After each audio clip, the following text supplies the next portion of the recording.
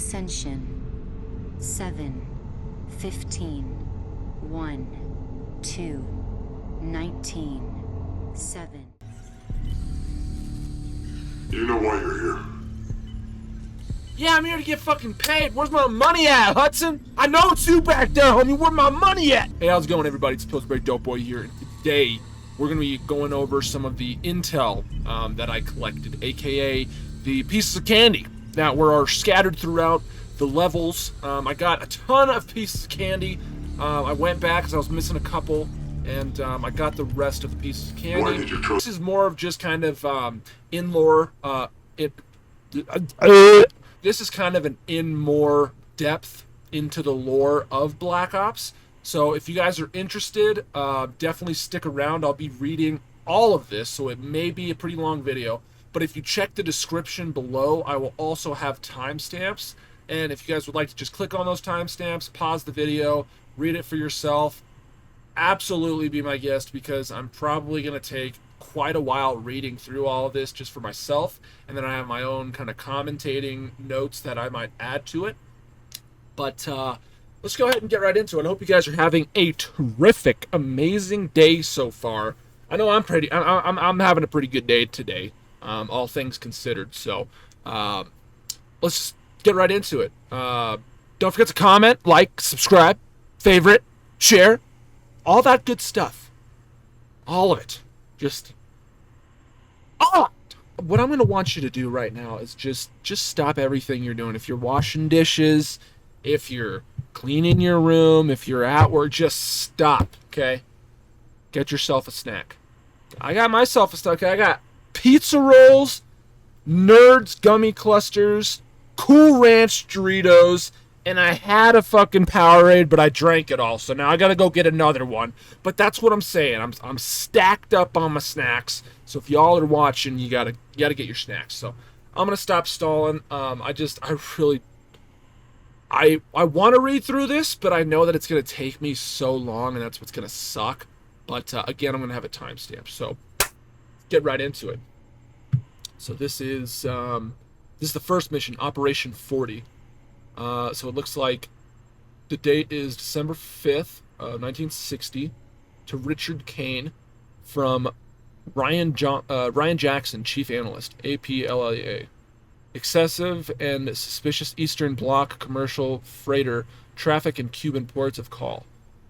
Following last year's communist overthrow of the ballistic government in Cuba, the newfound relationship between the Soviet Union and the Republic of Cuba has become increasingly suspect and continues to evolve into a likely threat to U.S. national security. Assets on the ground report unconventional and suspected military components are being imported into Cuba on Eastern Bloc commercial freighters.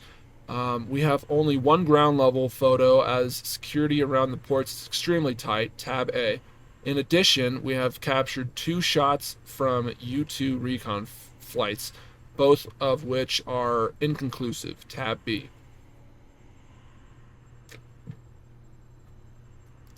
Excuse me. The report indicates large modular industrial components, roughly the size of small houses, are being assembled in 2 ports on the Cuban south coast, Santa Cruz del Sur and Surgidero de Batanano.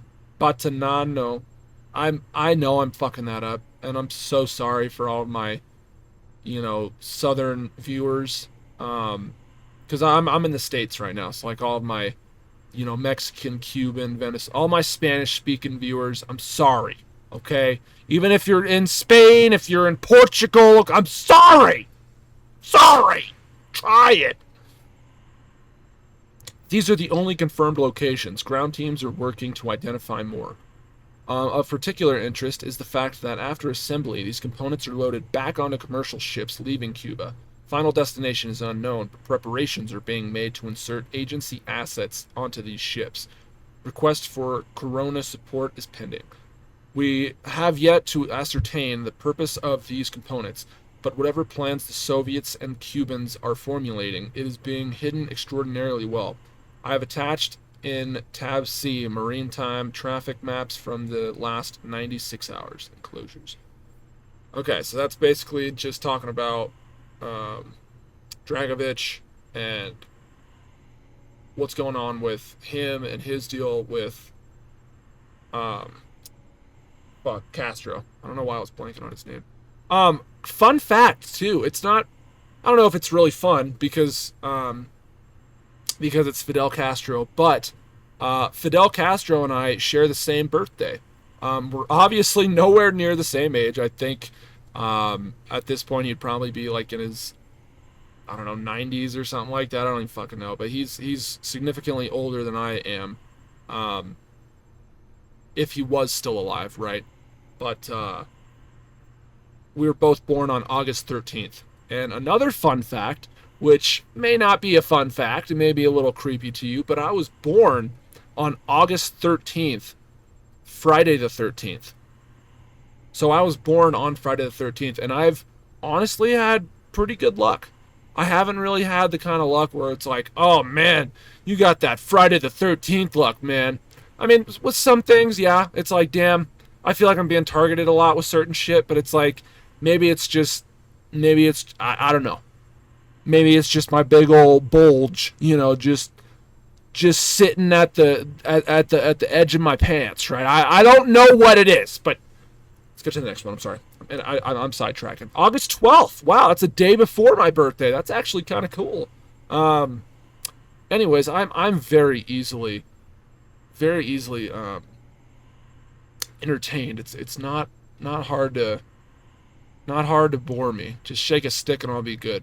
August 12th, 1959, memorandum to Colonel J.C. King, Chief WHD, from Ryan Jackson, Chief Analyst. Subject, a program of covert action against the Castro regime. Objective, the purpose of the recommendations outlined herein is to bring about the replacement of the Castro regime with a regime more devoted to the true interest of the Cuban people and more acceptable to the U.S. in such a manner as to avoid the appearance of U.S. intervention. 1. I am today transmitting the National Security Council a proposal, tab A, in which it is concluded that there exists a far-left dictatorship in the Republic of Cuba, which, if allowed to remain in power, will duly encourage similar revolutionary actions against U.S. holdings and interest in other Latin American countries. The background for this assessment is presented in detail in tab B. 3. Operational recommendation is to recruit a minimum of 40 agents, tab C, to be led by operative and Cuban exile Felix Rodriguez to plan and execute the removal of Castro and reinsert a U.S. recognized Cuban government in exile as the controlling regime of said nation. Operation 40 should remain classified, top secret, and reported solely to the highest levels of agency in the White House. Recommended recruitment of private supporters and businessmen to gain the necessary funds for proposed operation. Funding breakdown for Operation 40 can be found in tab D with the list of proposed agency-friendly businessmen. G.H.W. Bush, J. Crinchinton, et al., to add in recruiting, planning, and other operational logistics. Interesting. So, I wonder if with this guy, because I don't know why, but for some, maybe it's the Boonie probably, but that dude kind of looks like Russell Adler a little bit to me.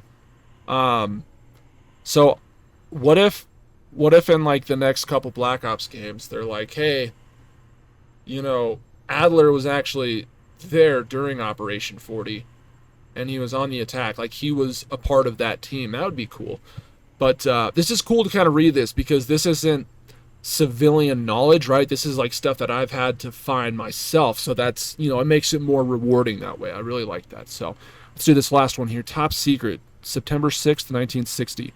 Memorandum to Richard M. Nixon, Alan Dulles, Admiral Arleigh Burke, Livingston Merchant, Gordon Gray, Colonel J.C. King, from Ryan Jackson, Chief Analyst. Subject, OP40 candidate, number 24, Alex Mason. Place of birth, Anchorage, Alaska. Nationality, American, Caucasian. Date of birth, 06/03, 1933. Age is 27. Damn. So in Black Ops 2, he's fucking... Let's see, 5, 3, 8. He's 70. Is it in his 70s or 80s? Okay. Which is crazy that he was born in 1933. Like, fucking A, dude. That's... Alex is fucking old. Okay, he's 27 in this. Okay. Height 5'11", so I'm actually 3 inches taller than Mason. That's I'm 3.5 inches taller than Mason. I thought Mason would have been 6'2". I think his son is. I think David Mason is 6'2". But we'll go over that in Black Ops 2. Build average 190 pounds.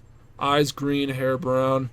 Summary profile: born and raised in Alaska, the geographical proximity of his home state to communist Russia brought the threat of the Cold War that much closer to his doorstep than most Americans. This is a key contributor to the candidate's fervent anti-communist ideals and eventually led to his enlistment in the U.S. Marine Corps. The candidate spent his youth hunting elk and grizzlies in the Alaskan wilderness with his father, a World War II vet and recipient of the Purple Heart for his actions at the Macon Toll. At the Cocken Atoll? I think it's Macon Atoll, yeah. At the Macon Atoll. That's fucking... Dude, that would be so cool to have a Black Ops game that focuses on Alex's dad. On Mason's dad. That would be so fucking cool, because Black Ops 1 was about, Mason and his journey, and then Black Ops 2 was about David and his journey. So then, Black Ops 3, they didn't really do shit. Black Ops 4, they kind of didn't even do a fucking campaign. Okay, I lost my train. I'm back. I lost my train of thought, but basically, I was just kind of saying, they should make a game about David's grandpa. That would be really cool. I think David Mason's grandpa, or Alex Mason's dad. I think that'd be cool. As such, the candidate is adept in cold weather combat technique and is an excellent sniper. At the age of 20, he became the youngest Wimbledon Cup winner in the history of the marksmanship competition. Wow, good for him. Candidate was recruited to SAD/S.O.G. at the age of 25 after an exemplary term of service with the Marines. Having served with distinction since joining the agency, Mason has a long-standing friendship with many of his fellow agency colleagues and shows a particular intimacy with operative Frank Woods. Always itching for action, Mason's tendencies towards impulsiveness is the one trait that may not have been completely trained out of him. However, close friend Woods is well aware of this and knows exactly when and how to resign him. However, close friend Woods is well aware of this and knows exactly how and when to rein him in. Full service record and psychological analysis enclosed. Okay, so basically Mason's just a fucking badass. And even more so now, because now that I know even more about Alex, his fucking grandpa was a World War II Purple Heart vet. That's fucking cool. He's has so many accomplishments and achievements. It's great, dude. That's just really cool. So now we're gonna go to Vorkuta. It's gonna slowly just kind of dip these documents. Okay, cool. We're gonna learn about Viktor Reznov. Nice. But before we learn about Viktor Reznov, let's learn about what they were kind of doing here at Vorkuta. So there's still some stuff that's crossed out. Let's see if we can fill in the blanks here. January 8th, 1962. Memorandum to General Charles P. Campbell, USAF. From Ryan Jackson, Chief Analyst. Subject: statement by former Vorkuta inmate and U.S. citizen Captain Anthony Rizzo, USAF, regarding the Vorkuta corrective labor camp and the likelihood of blank therein. Okay. Agency analysis met with Captain Rizzo, Korean War veteran and former POW, on 26 and 27 March to obtain his account and his 5-year internment at the Soviet penitentiary and forced labor camp located outside the Komi Republic town of Vorkuta.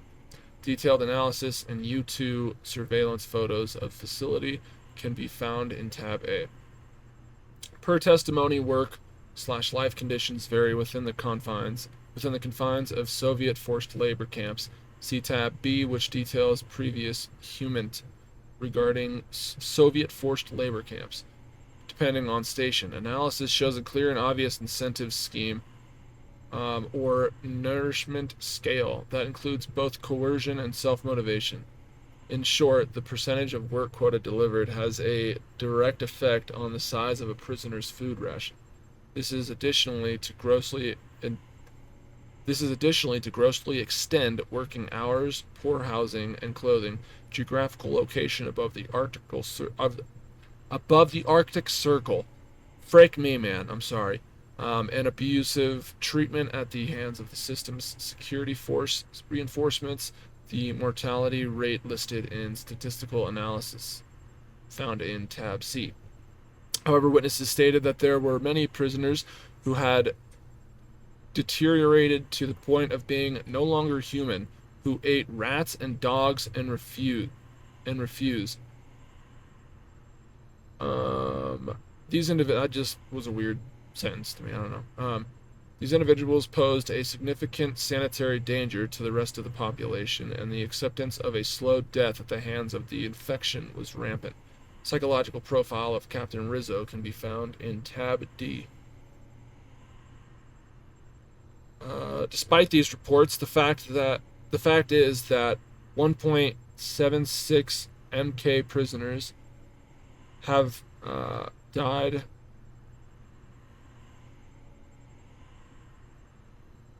I don't know what that means. Despite these reports, the fact that 1.76 prisoners have died in this nation's labor camps since 1930.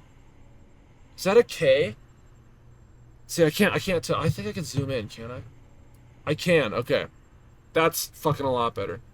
Despite these reports, the fact that 1.7 prisoners have died in this nation's labor camps since 1930, tab E, and the likelihood of blank surviving internment in the Vorkuta facility is remote, recommended destroying all records of blank existence and realigning manpower in force to the efforts of Operation Mongoose closures. Freed, escaped, deaths, prisoners. Date November 1st, 1963, to Richard Kane from Ryan Jackson.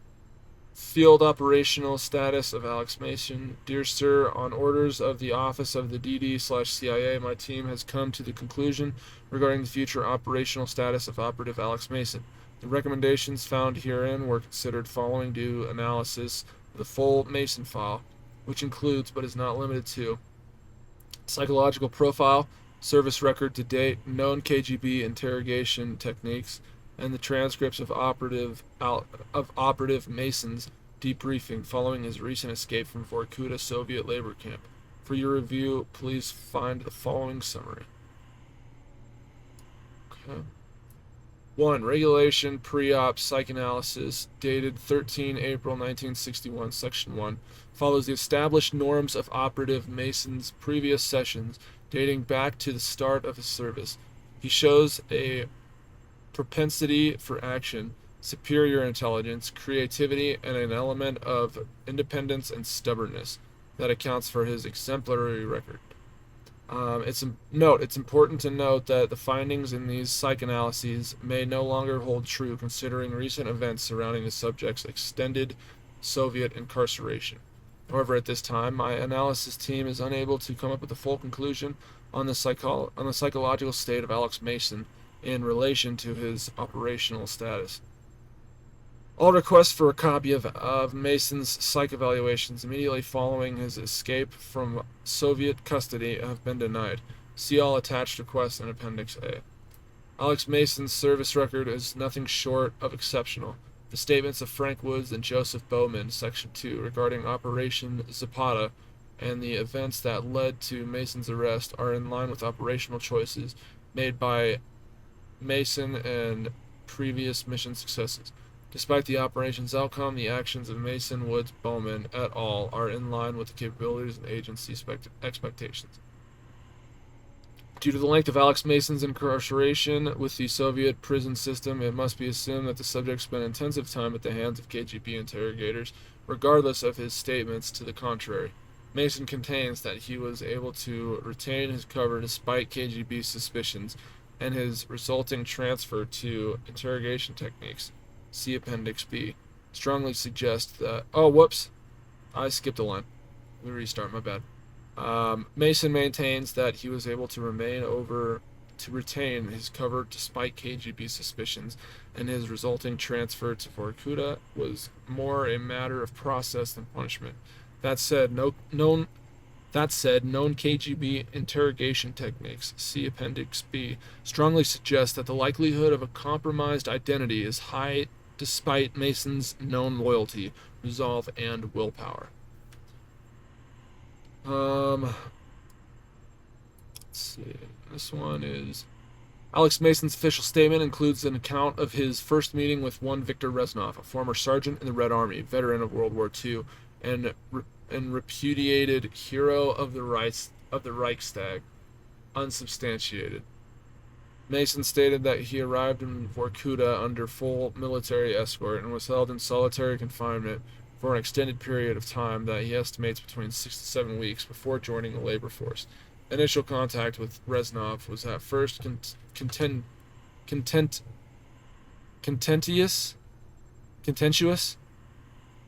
I think contentious. Man, I need to read a book. And ultimately resulted in a brawl between Mason and Reznov's followers. This brawl ended with both Reznov and Mason sent to solitary confinement for approximately 1 month. After their individual confinements, Reznov and Mason became fast friends and began preparations for their eventual escape. Though Mason speaks passionately in Reznov's favor, the agency must consider the effects of such a relationship with a communist on Mason's moral, physiological, and political foundation. Therefore, it is the certain recommendation of this analysis team that Alex Mason's field status be immediately and permanently revoked. Our conclusion is partially based off of assumptions on the psychological stability of Alex Mason following his time in Vorkuta. The possibility of extensive post-traumatic stress cannot be discounted, but nor can they be substantiated without access to the operative's most recent psychological profile.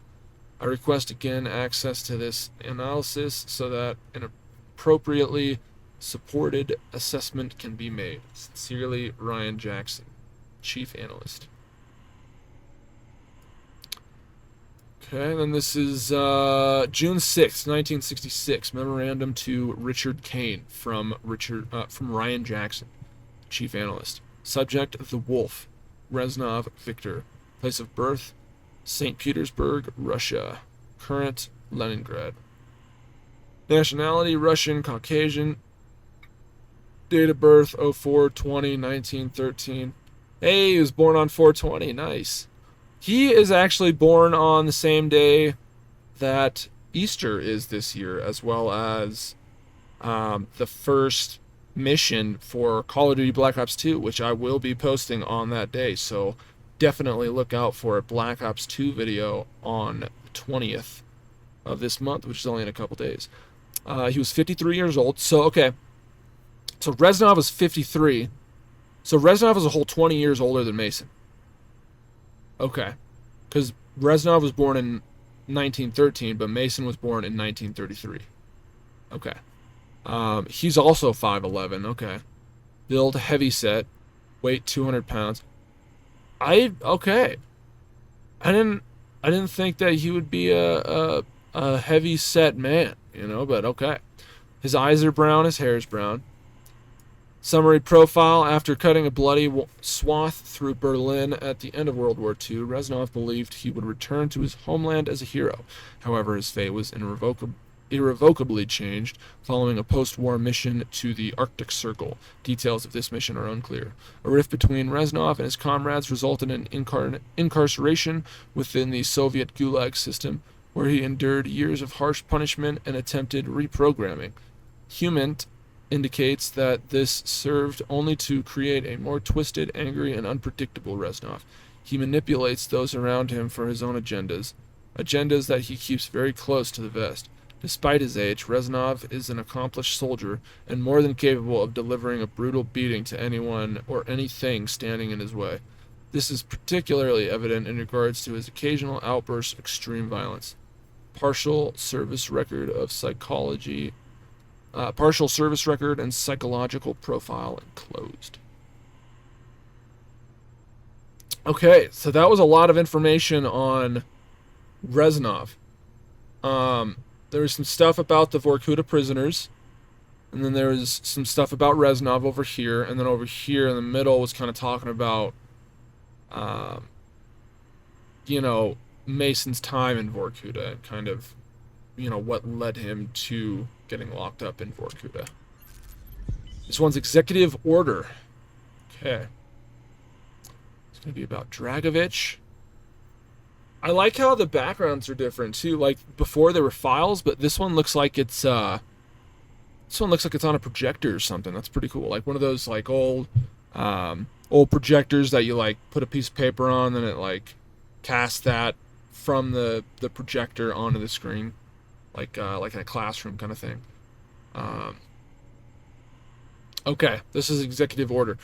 June 6th, 1963, memorandum to ADDO SAD from Ryan Jackson. Subject: Operation Hourglass / Target Profile. Major General Nikita Dragovich. Summary profile: the specifics behind the roots of General Dragovich's hatred for the West are known, but as the extent of his plans become evident, it is clear that his hatred borders on the pathological. Climbing through the ranks of the KGB, Dragovich ultimately became one of the most powerful men in the Soviet Union, with his entire military seemingly at his disposal. For such a high-ranking officer and influential member of the Communist Party, little is known of the general's background, despite numerous attempts on the parts of Moscow-based agency assets to acquire information on Dragovich's personal history. This inability to acquire accurate intelligence on the man indicates a deliberate attempt at secrecy. Holding grievances dating back to the siege of Stalingrad, Dragovich has nothing but contempt for the wolf, Viktor Dragovich, a man who... Did I just say Viktor Dragovich? Viktor Reznov, a man who Dragovich believed to be a threat to his plans for power. Partial service record and psychological profile enclosed. Date of birth: Tarstan, Russia. Current: Stalingrad. Nationality: Russian, Caucasian. Date of birth: 08/10/1914. So he's a year younger than Makarov, than Reznov. Excuse me. He's 52 years old. Damn, he's 6'5". Holy fuck, and he's 180 pounds. So he's a fucking pretty big dude. He's got brown eyes, black hair. Okay. I'll go over to here. So that was about Dragovich. I'll read about Weaver after this one right here. What's this about? November 24th, 1961. Memorandum to Alan. Excuse me, sorry, wrong pipe.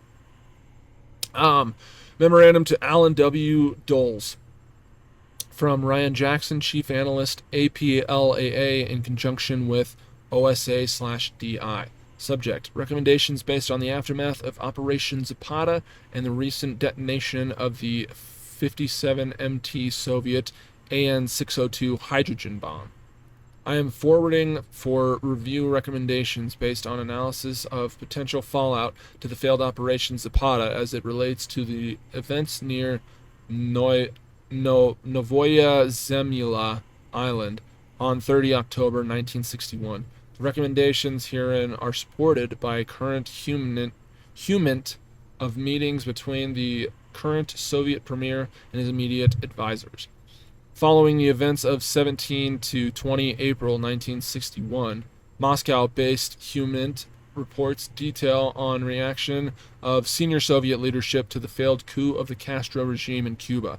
Full report and interview transcript can be found in tab A, but the report can be summarized by the following quote attributed to Nikita Khrushchev. Lancer is too young,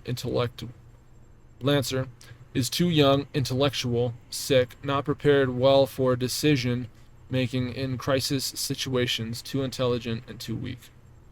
Enclosed tab B is a detailed analysis of the detonation of the 57 MT thermonuclear bomb Tsar Bomba off the coast of Novaya Zemlya Island in the Arctic Sea on 30 October 1961 at 11:32 local time. Early reports indicate that Soviet intentions consist of transferring this ability to rocket-based warheads. Tab C. Testing of liquid-based ICBMs at the Russians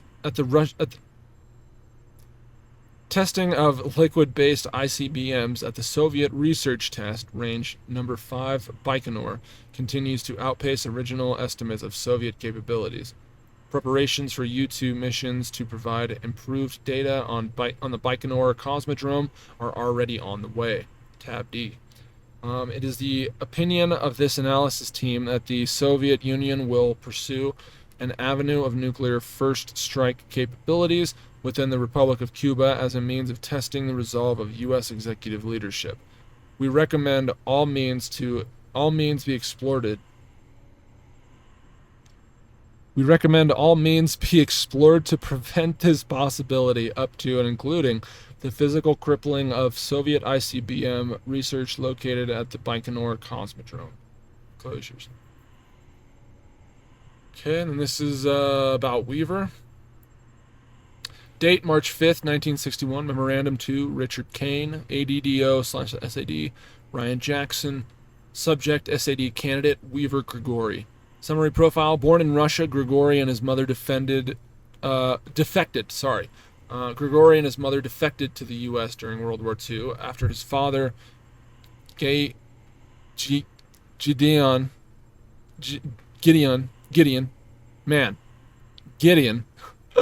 a local political figure, was executed during Stalin's Great Purge just before the outbreak of war. Despite an initial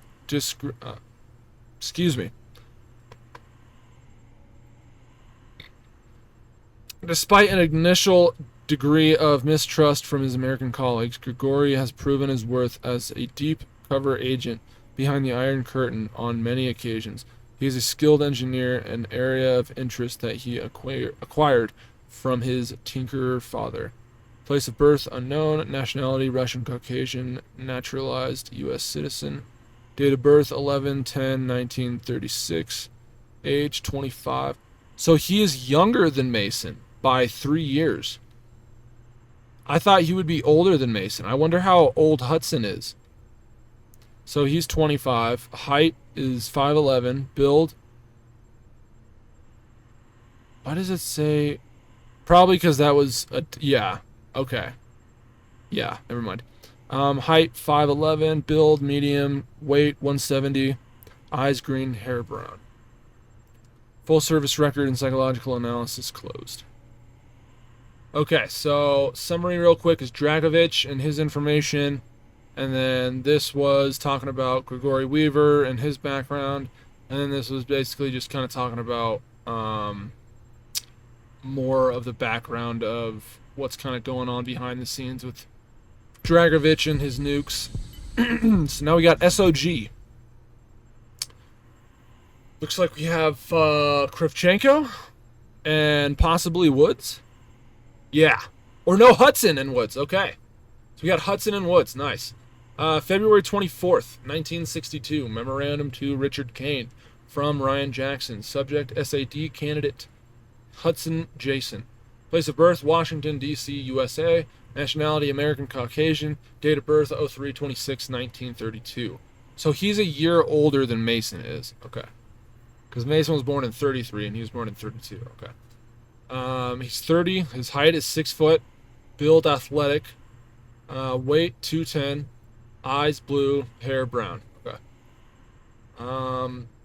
Summary profile. As a double major in psychology and political science, Jason Hudson was recruited to the agency out of Georgetown University on the recommendation of his academic advisor and former OSS field operative Marshall Bryant, recipient of the Intelligence Star 1950.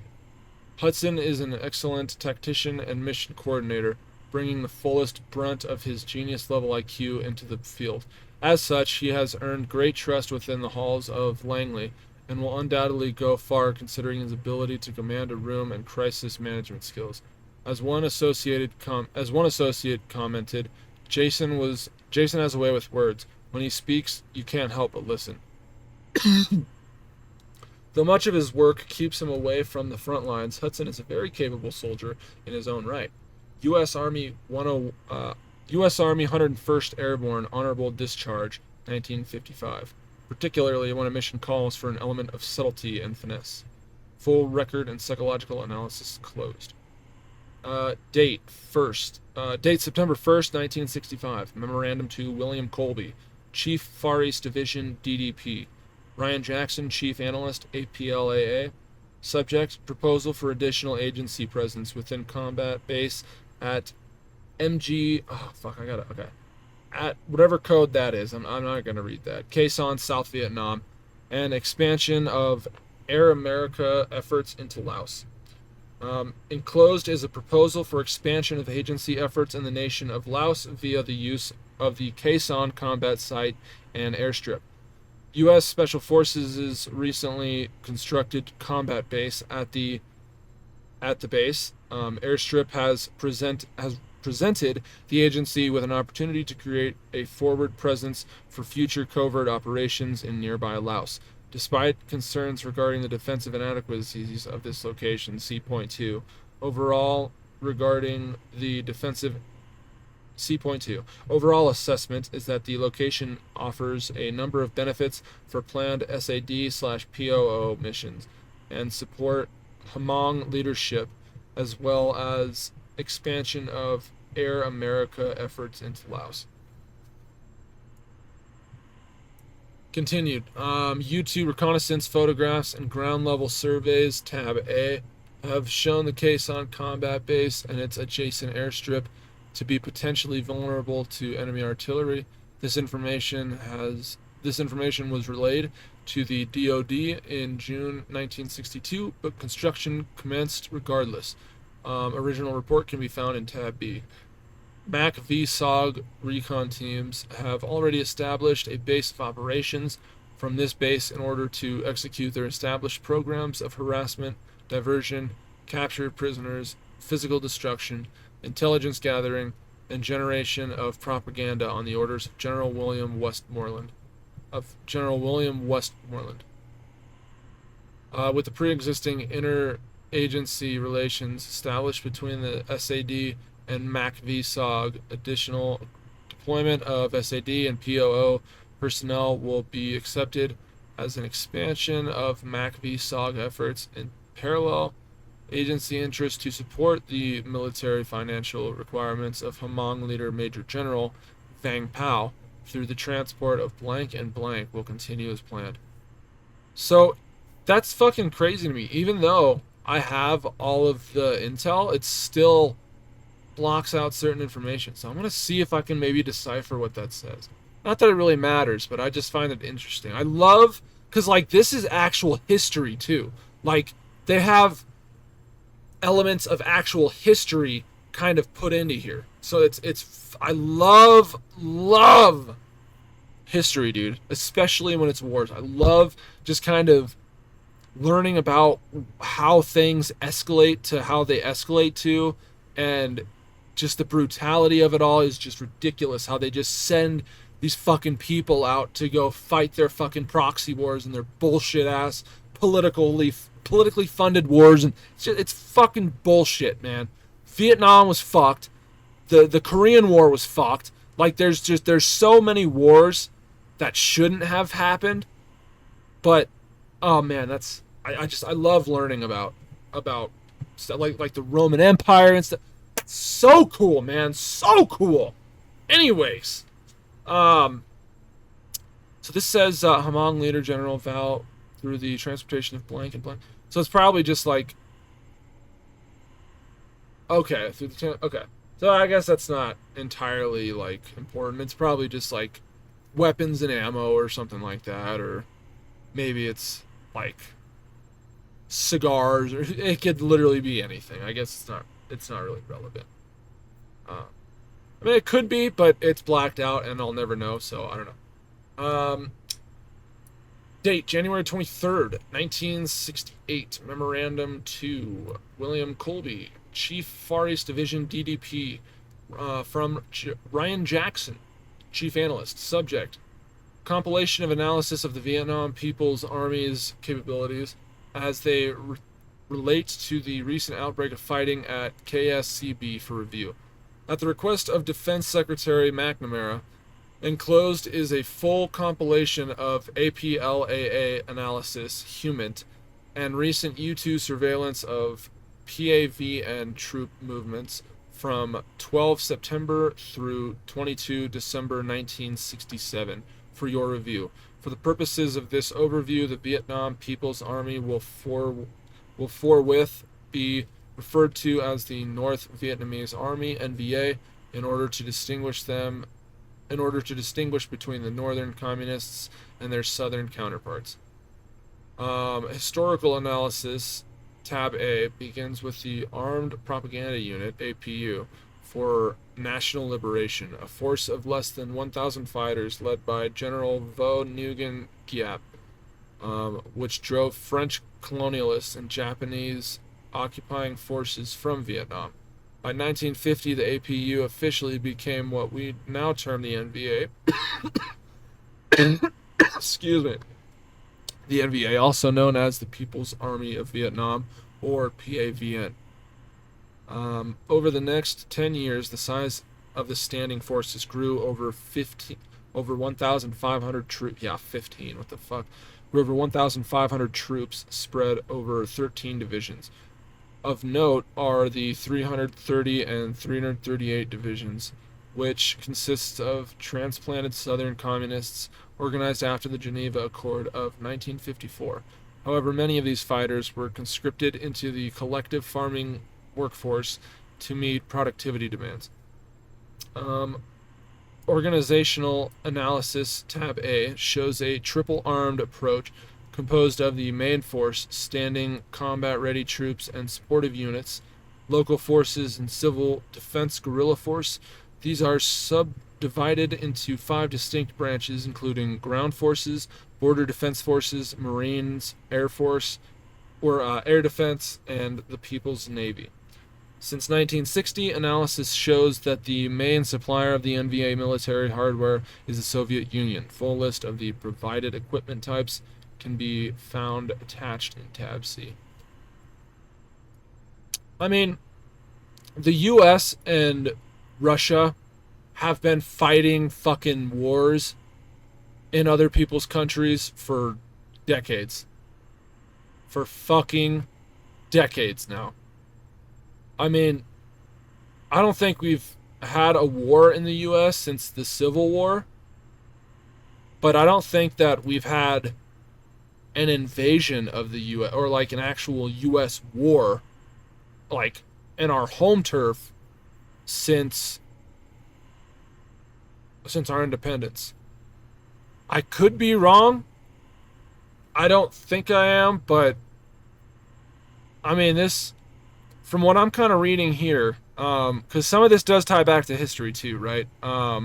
They did change, the name of the North Vietnam Army to the NVA, just so that they were, they can separate that more. But it's like the U.S. involved themselves because they didn't want the spread of communism, and Russia involved themselves because they didn't want the West to expand. So it's like you have these two massive superpowers fighting in countries that aren't theirs. And I get it's like allies and alliances and things like that, but it's just crazy to me how you're going to fund that much. Like I won't get into it, but the Vietnam War was fucked. Vietnam War was fucking fucked. Tactical analysis, tab D, consists of offensive and defensive operations.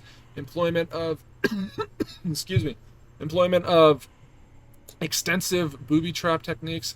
The NVA Sapper Corps units specializing in lightning fast attacks on U.S. bases and defense installations.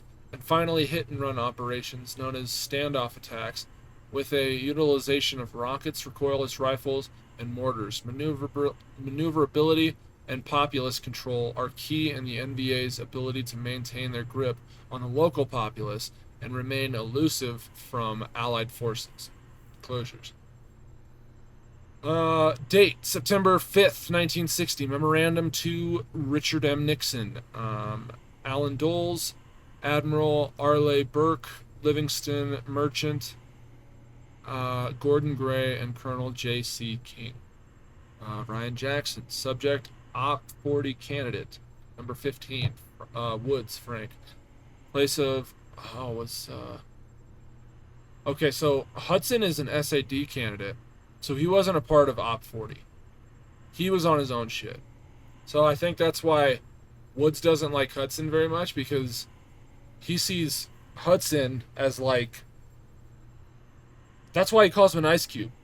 That's why he calls Hudson an ice cube, because Hudson, he's a cold-hearted motherfucker. Like, he's a cold motherfucker, right? But Woods doesn't see him as the motherfucker going into Vietnam hitting the front lines like he was. He sees Hudson as the kind of motherfucker who's sitting in a nice comfy chair back in the States calling the shots. Which, kind of, but Hudson did a lot of shit too. Like, Hudson was on the front lines for a lot of shit as well. He was on the front lines for Vietnam. That's why Woods kind of gained that respect for Hudson towards the end. But then Bowman kind of did the same thing that Woods did at the beginning of the mission. He's like, fuck you, dude. Like, give a fuck about you. And fuck you, you're CIA, bro. I don't trust you. You're not part of my team. Like, you're not down here with us. Like, you may have been, but like, you've got your own fucking agenda. You know, you're not here for us. You're here for your own fucking bullshit. Anyways. Place of birth, Philadelphia, PA, USA. Nationality, American Caucasian. Date of birth, 03/20/1930. Okay, so he's 3 years older than Mason. Age 30. Height, 6 foot. Build, medium. Weight, 190 pounds. Eyes, brown. Hair, brown. Summary profile. The candidate is best described as an old warhouse, a man increasingly out of step with the rapidity. Summary profile. The candidate is best described as an old warhorse, a man increasingly out of step with the rapidly changing world around him. Though still fit for active duty, he knows that his days in the field are numbered, and he has stated on numerous occasions that he intends to go out with the biggest blank bang the world has ever seen. Look, you don't even need, like, I'm not even going to say what that is. You can fill in the blank yourself. You feel me? That's such a Frank Woods thing to say. I fucking love Woods, bro. He's awesome. A fiercely patriotic and decorated veteran of Korean War, the candidate is a consummate leader, possessed with a first-rate ability to assess and respond to any situation with quick and decisive action. In other words, absolutely nothing phases him. Full service record and psychological analysis closed. Fuck yeah, dude. Woods is a fucking badass. I mean, nothing does faze him. He's a fucking badass. Okay, so some stuff about Hudson, some stuff about Woods, and some stuff about the Vietnam War and kind of what was going on with that. So that was cool. The Defector. This one will be interesting because this is going to be more about. This might be more kind of about the areas that they were planning on hitting. Okay, we can read more about Bowman too, so that's nice. Let's go up here. Date November 2, 1968. Memorandum to William Colby from Ryan Jackson, Chief Analyst. Subject, confirmation of mass civilian killings during NVA occupation of Hue City, 31 January 20 through 24 February 1968, during Tet Offensive. Since the end of the Tet Offensive, dozens of mass graves have been unearthed in and around the borders of Hue City. Initial estimates number upward of 5,000 civilian and POW corpses who were found bound, tortured, and in some cases seemingly buried alive. Wow. These discoveries confirm rampant heresy after U.S. Marines and the South Vietnamese elite Black Panther Company secured the Hue Citadel on 24 February 1968. Full analysis of post-mortems can be found in Tab A.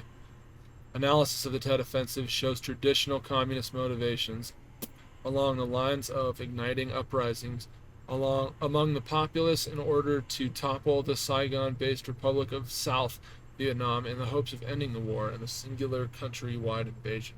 Despite the North and South Vietnamese agreement on a 2-day ceasefire in the honor of the Tet Nugent Dan holiday, the Viet Cong launched their attacks in the morning of 31 January 1968 within the borders of South Vietnam. Within 24 hours, NVA had joined the battle in full force, and fighting spread to a countrywide scale with more than 80,000 NVA troops assaulting over 100 municipalities. Tab B. Between the battles of Khe Sanh, Hue, and Saigon, amongst scattered in country fighting, U.S. troops suffered 543 KIA and over 2,500 wounded. This is the highest U.S. casualty rate for a single week since the inception of the war. For details on the full effects of the Tet Offensive, see DoD reports in Tab C. Field reports. Man, I gotta get something to drink. Field reports based off Humanant and Viet Cong documentation captured during and after the siege of Hue City validate early reports of a VC and NVA coordinated massacre of ARVN soldiers, civil servants, political party members, religious leaders, as well as American and other foreign civilians. This was clearly a large-scale cleansing of an entire social stratum, focused predominantly on anyone friendly to or associated with American forces within the country. It appears the massacre was executed in 3 phases. Phase 1, kangaroo courts were set up specifically for local ARVN officials. These trials lasted no longer than 10 minutes, and the accused were always found guilty of crimes against the people. Summary executions were immediate. Phase 2, a system of local reconstruction took place along the Maoist doctrine in order to build what has been cited as a new social order. Those dubbed counter-revolutionaries, i.e. Catholics, intellectuals, prominent businessmen, or other imperialist dogs, were targeted and fell to summary execution. Phase 3 and the days leading up to the revolution. Phase 3 and the days leading up to the requisition of the city into Allied control, the order was given to leave no witnesses behind. Any person or group who could identify Viet Cong individuals as taking part in Hue City occupation was to be killed and their body hidden. Eyewitness accounts can be found in Tab D. Date January 29th, 1968. To Richard Kane from Ryan Jackson. Subject: Soviet Special Forces presence in North Vietnam. We acquired the following dossier from our contacts in North Vietnam. The information inside is incomplete, but it shows that the Soviets are indeed present in Vietnam. The dossier highlights a program qualified as Project Nova. Early analysis suggests this to be a new Soviet weapons program. Relevant agency assets operating within the Soviet borders were contacted to confirm this theory, but no one was able to verify the existence of this Project Nova, let alone uncover its purpose. Our inability to confirm this project's existence via Humant suggests a highly classified project on par with the Soviets' recent experiments with cobalt and salted bombs. Of particular interest is the fact that this program is being spearheaded by individuals familiar to the agency, including one man thought to be dead, Major General Nikita Dragovich. The dossier also states that Colonel Lev Kravchenko is involved with Project Nova and may be operating alongside Soviet troops within Laos and Vietnam, working on said project in an unknown capacity. These individuals' roles are not specified within the attached dossier, but considering the known history of Dragovich's involvement in weapons development, it can be surmised that he is acting in a leadership company. I will keep you updated as further information becomes available. Inclusion. Surmised. Wow, that's I I know that word, and I've seen it before, but I don't think I've ever actually read it. Surmised. What a great vocabulary word. Here you go. Any vocab teachers that are watching my video, if you're a vocab teacher, that's pretty fucking cool that you're watching my videos. But if you're a vocab teacher, you should definitely have surmised be one of your vocab words, because I feel like it's a very good word to have in your vocabulary. But anyways, date September 1st, 1960. Memorandum to Richard M. Nixon, Alan Dulles, Admiral Arleigh Burke, Livingston Merchant, Gordon Gray, and Colonel J.C. King from Ryan Jackson. Op 40 candidate, Bowman, number 7, Bowman Joseph. Place of birth, Atlanta, Georgia, USA. Nationality, American/African American. Date of birth, 11/10/1940. Age, 20. Height, 5'9". Build, medium. Weight, 180 pounds. Eyes, brown. Hair, black. Summary profile. Following in the footsteps of his World War II veteran father, the candidate enlisted in the U.S. Navy at the age of 17 and showed a resilience and drive that put his recruit mates to shame. Immediately following the completion of boot camp, the candidate requested and was selected to attend the Underwater Demolition Team, UDT school. Despite skepticism for the recruiters over his physical suitability, given his relatively short stature and a family history of asthma, Bowman passed the arduous qualification training with record results. Bowman is an excellent marksman, fluent in Spanish, and an expert in demolition techniques. There's another good vocab word, arduous. I think that's another great vocab word, is arduous. I don't know why I'm just on like a vocab binge right now, but man, dude, I mean, surmised, arduous, oh my, man, dude, like, these are some good vocab words. I'm not even like hyping about school, man. School's not for me, it's not my thing, but these vocab words are making me feel something. Damn, it's making me feel smart and shit. Okay, that's crazy. So anyway, so that was about Bowman. And then this was basically kind of just about what was going on more in the Vietnam War with certain battles such as Khe Sanh and Saigon and mostly Hue City and what was going on with Hue City. Apparently in that dossier that quote-unquote Reznov gave to Mason, Mason was looking through that and noticed Project Nova and that they're making all of these fucking weapons and shit, and that Dragovich is still alive and that he's not actually dead. So then that's kind of when Mason gets caught up with everything that Reznov already knows. But Reznov's dead? Maybe. Maybe not. I'm sure what they'll do in the future is, like, if they're going to bring Reznov back, he's either going to be a hallucination still, or it's going to be some bullshit like, oh, Reznov didn't actually die. He was able to suck all the guards off, and because of that, they let him off the hook. They let him off the hook because he gave him good blowjobs. Just no, I don't know. I don't know how they would do that, but I would like to see Victor Reznov again in the next Black Ops game, which I believe is Black Ops 7. I think because Black Ops 6 came out last year, so I think this year Black Ops 7 is coming out. It's crazy to me that they didn't remaster or do anything with Black Ops 2. That kind of pisses me off, because they did with Black Ops, or Modern Warfare 2, right? And Modern Warfare. But they didn't with Black Ops 2 in 2025? Like, why? That's the time that you would want to remaster Black Ops 2, right?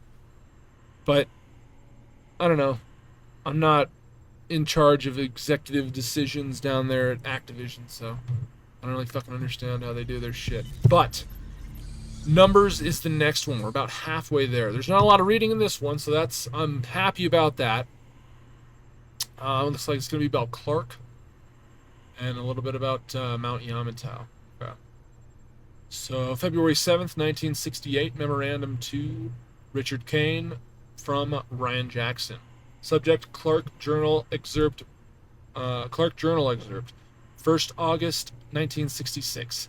Here's the entry requested from Daniel Clark's journal. I saw Dr. Church's lifeless body being thrown into an incinerator in one of the labs after hours. The guards didn't notice me. It is clear to me that Dragovich and Steiner will kill all of the freelancers on the project, ensuring that no one ever finds out what we are doing here. My work is almost complete, and I will undoubtedly end up on this list. Well, no, thank you, Dragovich, you Soviet pimp. I will be the dangling thread that unravels your life's work. Lazarus and I will attempt our escape at the evening shift change. I have made arrangements through the Ural Valley for our flight from this hell. He and I will part ways once we reach the border. I neither know nor care where he goes from there. I will head to my brother's in Johannesburg. I will be safe there, and it should provide an amazing view of World War III. Fucking motherfucker, dude. So he's a coward. Clark's a coward. Because, I mean, I'm not saying he's a coward because he's trying to escape. I'm saying he's a coward because he's like, I'm going to have a great view of World War III here at my brother's house, away from everything. Fuck you, dude. Fuck you.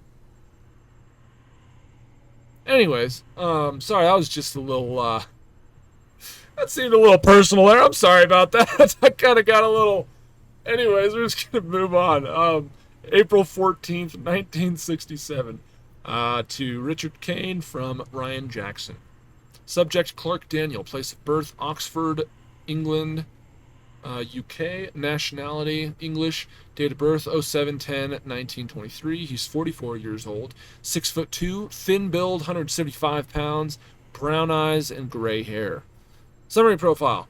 Once upon a time, Clark was an idealist and a staunch member of the British Communist Party in the 1940s. As tensions rose and the Cold War escalated, he was ousted from various scientific societies due to his open and regularly vocalized political opinions.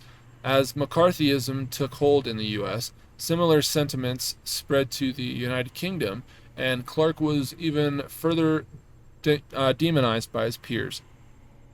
He soon found himself without support for his research on the curing of livestock and farm workers from various biological and chemical maladies, such as anthrax and foot-to-mouth disease. A pariah, Clark was forced to leave the country in order to find new supporters. In 1964, Clark traveled to Moscow to meet a party representative for a new top-secret Soviet initiative known as Project Nova. That representative was General Dragovich. Personal history, academic records, psychological profile, enclosed. So, I just want to go over a few things here. McCarthyism, fuck, dude, I forgot what that was. I'm gonna have to Google that real quick, because that sounds familiar. And I've heard of that before. And I think it was something that I don't want to say that wrong. I actually don't. I don't know what it is. It says McCarthyism is also known as the Second Red Scare. It is the political repression and persecution of left-wing individuals and a campaign spreading fear of communist and Soviet influence on American institutions of the Soviet Union. So basically, it was the use of investigation and accused... Okay. So McCarthyism is just the second Red Scare, basically. So it's like the first Red Scare was like, oh my gosh, communists are going to take over. And the McCarthyism, that was the Red Scare 2.0. That was basically people being like, oh my gosh, now people are starting to become communist sympathizers. Oh, McCarthy is. So I think that's what McCarthyism is. And then foot anthrax, I'm pretty sure is, I think it's like a medicine, isn't it? Let's see. Anthrax. No, it's actually not a medicine.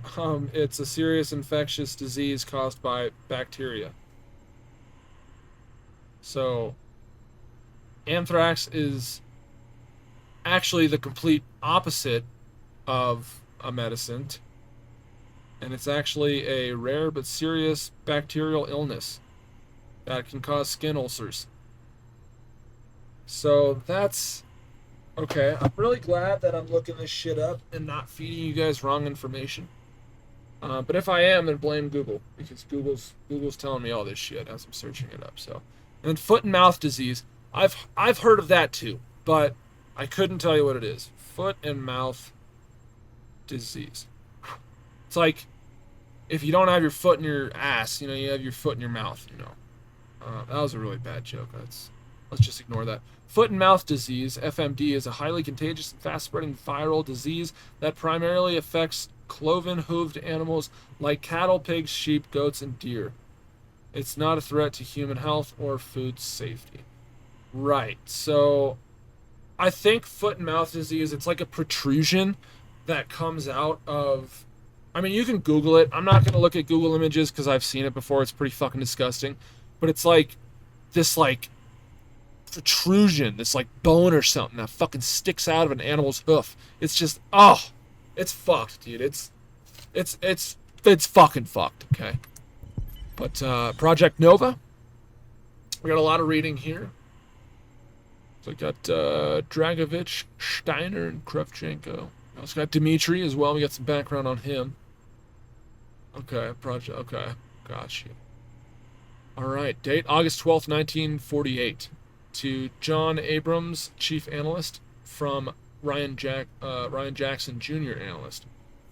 Subject, initial overview of German Wunderwaffe program and associated analytical recommendations. Dear Sir, per your request, please find enclosed the analysis team's initial overview of the German Wunderwaffe program and team recommendations based on said coverage. Enclosed in this packet, please find the following items.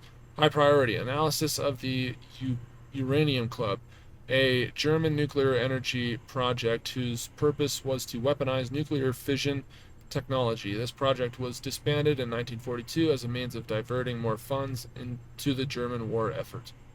Analysis to the aggregate rocket series, with a particular emphasis on the A9-A12 models, all of which were designed for the purpose of transporting heavy loads, i.e. satellites, into low Earth orbit. Of particular note is the A4, later reclassified as the V2 rocket, the most successful of the aggregate series, and the first projectile to reach space. Analysis of rocket-propelled aircraft with a focus on the DFS 228 and 346 proposed rocket-powered aircrafts that would culminate in the development of a supersonic reconnaissance planes. Analysis of the rocket U-boat, a submarine designed to carry and fire ballistic missiles, low priority. Analysis of extreme tank design with a focus on the pre-prototype super heavy land cruiser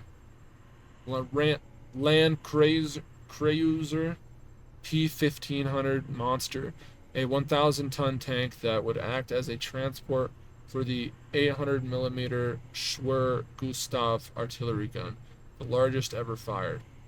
Low priority analysis of the rumored Die Glock device, heretofore known as the Bell. Oh, that's okay. That's kind of cool. Purported to be anything from an anti-gravity propulsion system to a time machine. Nothing as yet can be confirmed. However, a statement from agency caused Officer Chase Rutland details his interrogation of a low-level research assistant who claims he saw a mirrored device that allowed the viewing of images from the past. The subject of interrogation died of unknown causes shortly after providing a statement. Recommendation: move all recovered Wunderwaffe assets, both material and human, to U.S.-controlled facilities for the purpose of research and development ASAP. Analysis is ongoing, and a deeper report will be forthcoming no later than 28 August 1948. Any additional information will require regarding the Wunderwaffe program will be made available upon request. Sincerely, Ryan Jackson, Junior Analyst. Date, February 22nd, 1968. Memorandum to Richard Kane from Ryan Jackson, Chief Analyst. Subject, background on origins of Nova 6.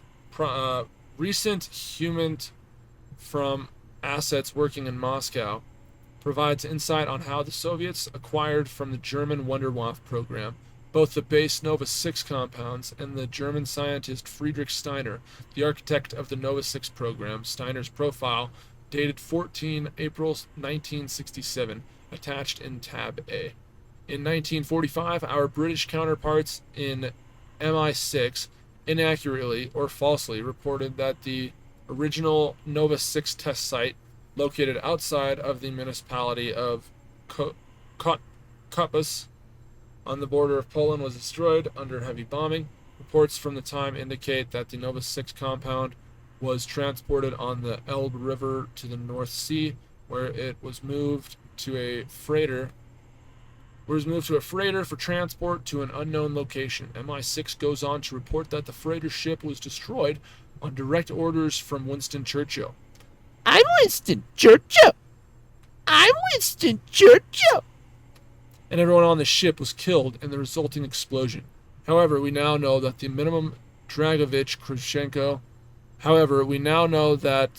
at the minimum, Dragovich, Kravchenko, and Steiner escaped with samples of the gas and headed back to Moscow.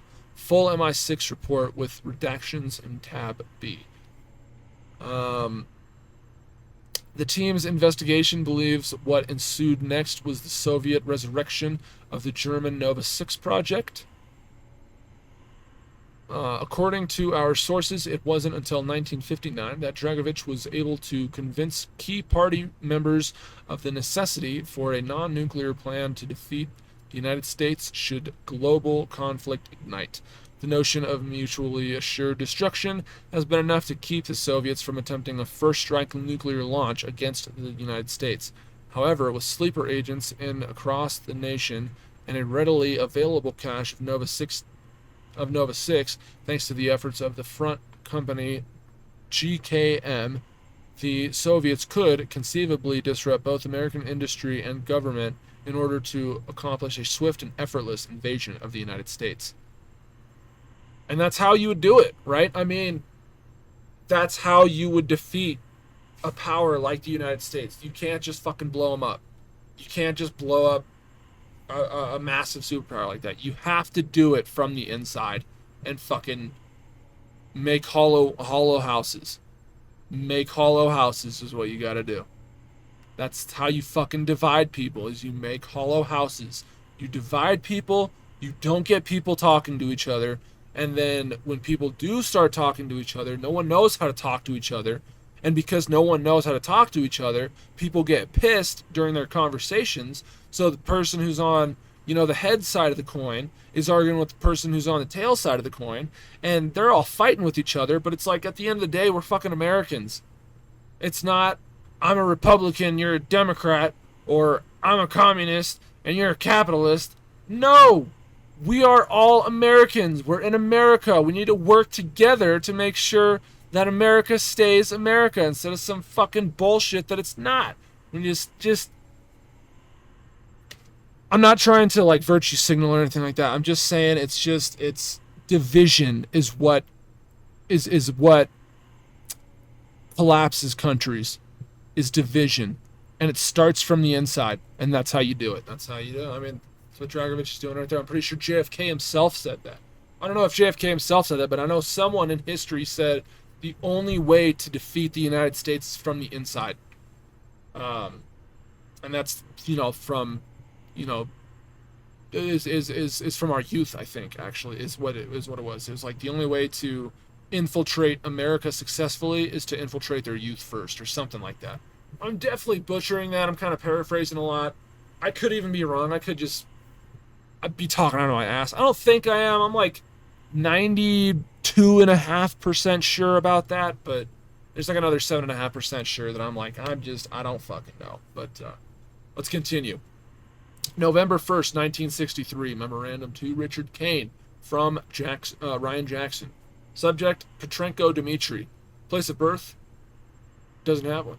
Nationality, Russian Caucasian. Date of birth, August 1st, 1923. Age 22. Height 6 foot, build average, weight 185 pounds, brown eyes, brown hair. Summary profile. Dmitry Petrenko served as a private in Russia's Third Shock Army from 1941 to 1945. Wow, so he's fucking in the thick of the war with Germany. That's crazy. First-hand accounts seem to suggest that he was a soldier of some repute, with rumors implying that he was integral in driving the occupying German forces from Stalingrad in 1943. What is known for certain is that Petrenko survived the war. Recently acquired Soviet medical files detailed the wounds he sustained in the Battle of Berlin and his treatment in a Russian field hospital located in the outskirts of the city. Over a 2-month period, Petrenko defied his doctors' prognosis by making a full recovery. Upon leaving the hospital, Petrenko did not return to Russia. Instead, he was assigned to the Soviet occupation forces in Berlin from July to August of 1945. His last document assigned was to Unit 45, a Soviet special projects team under the command of General Nikita Dragovich. Of note is Petrenko's relationship with Viktor Reznov. There are a number of parallels in their respective service records, but notably the assignment to Unit 45. Partial service record, medical history, and profile closed. Okay. So this was about Dmitry Petrenko and kind of his background. This was basically just kind of like a list of stuff that they're trying to turn over from German scientists, and they're trying to bring all that into U.S. labs. Then this middle part is basically kind of just going over Dragovich's plans for the Nova 6 ship that was shot down. But we got Victor Charlie next. So okay, that's a lot of reading. I'm gonna get something to drink. So if you guys need to fill up on snacks or anything, now is definitely the time to go ahead and pause it. So I'll be right back. Oh, okay. I hope you guys were able to refill on your snacks. Go to the bathroom. Oh, stretch. Do whatever you gotta do. I just gotta take a couple seconds here to just kind of... Oh! Oh! Where's the money, Skylar? I gave it to Ted. You gave our money to Beneke. Oh! Okay. Okay, I just had to get that out. Let's see. This is a fuck ton of shit. January 24th, 1964.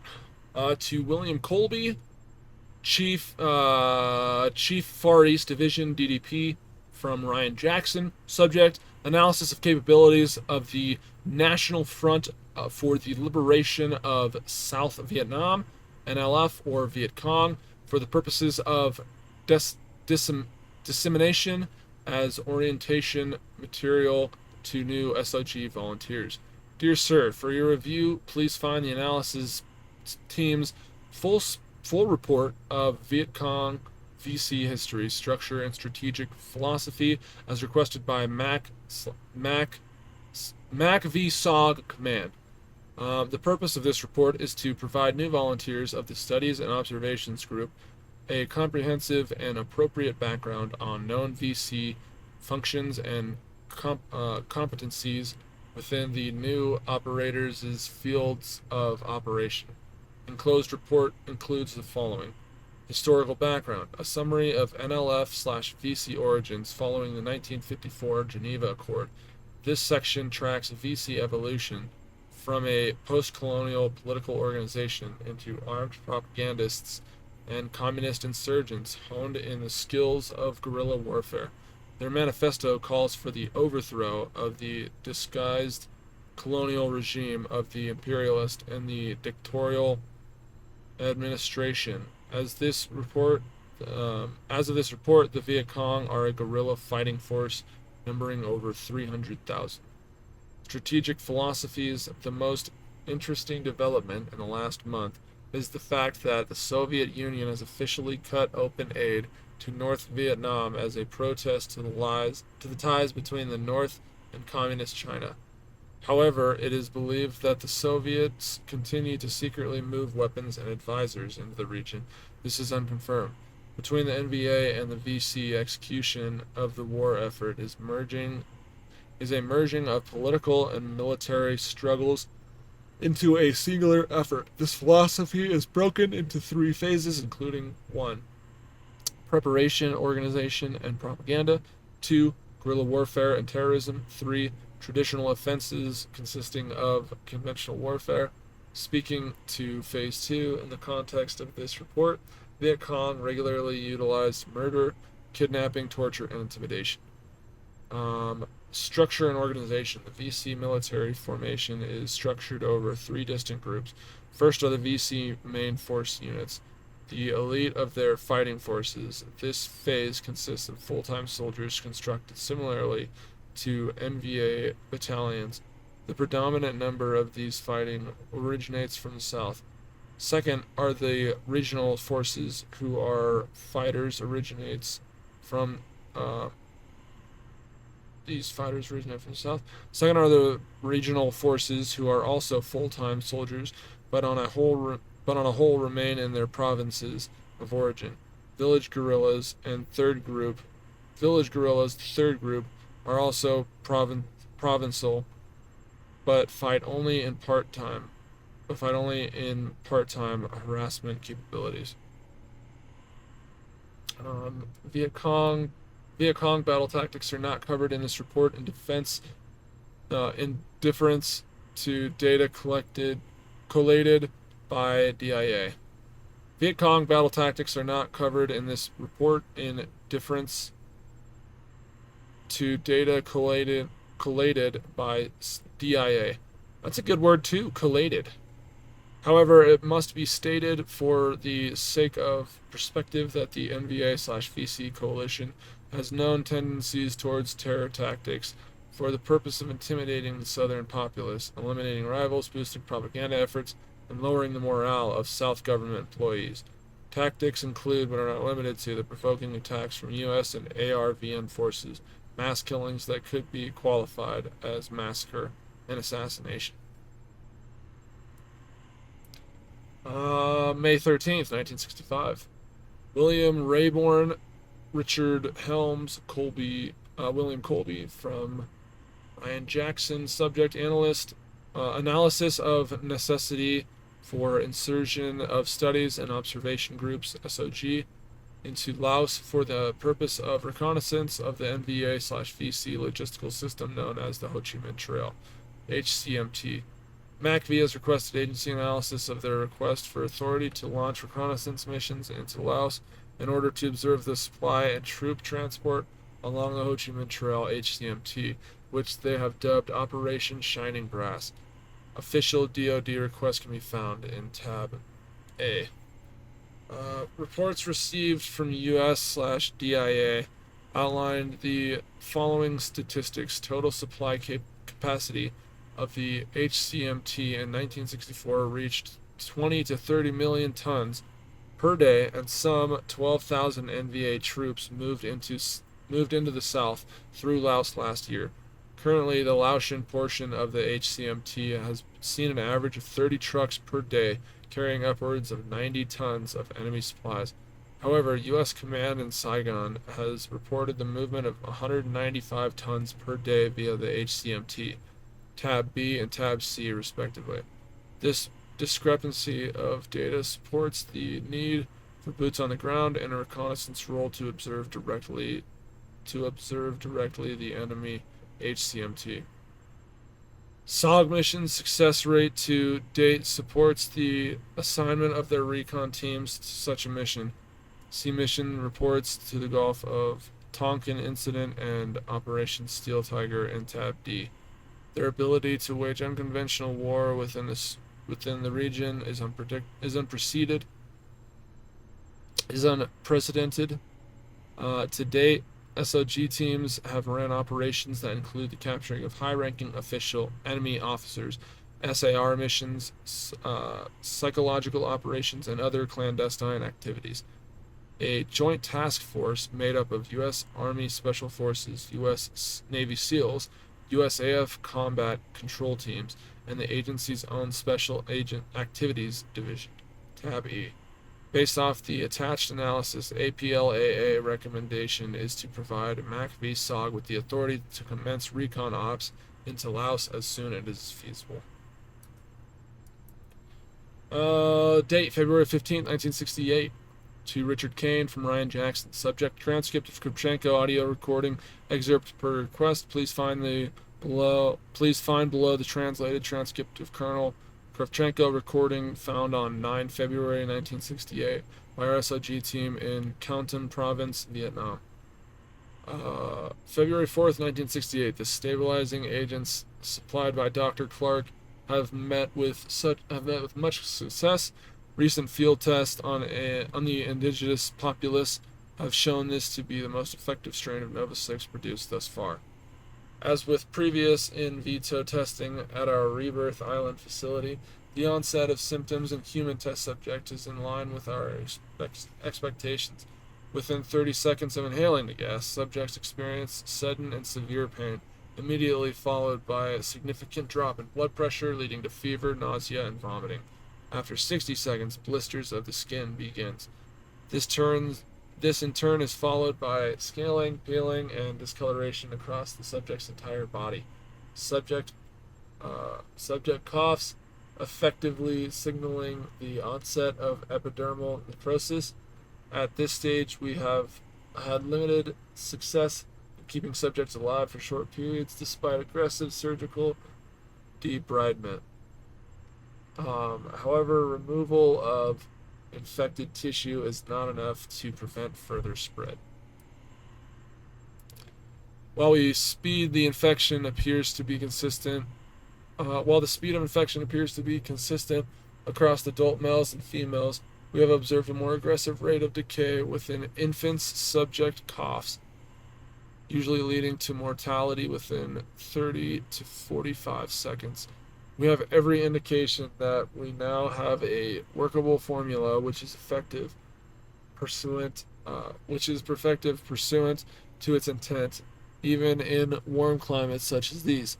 Communicate our success to Dr. Schneider. Krivchenko out. Closure. That's fucked up, dude. So he experimented on fucking babies too. That's, oh my gosh. Like, dude, when I hear about that shit, I immediately think of my nieces. I think of both my nieces. And I hope to have more nieces and more nephews when I get older, but as of now, I only have 2 nieces. And I fucking think of them whenever I think of people doing fucked up shit to little kids like that. That gets me fucking pissed off, because that makes me think, like, that puts me in the shoes of, what if that was my one of my nieces, you know? So that kind of fucking shit, I don't blame Mason for wanting to fucking beat the living fucking shit out of Krivchenko, right? Because this motherfucker's a piece of shit.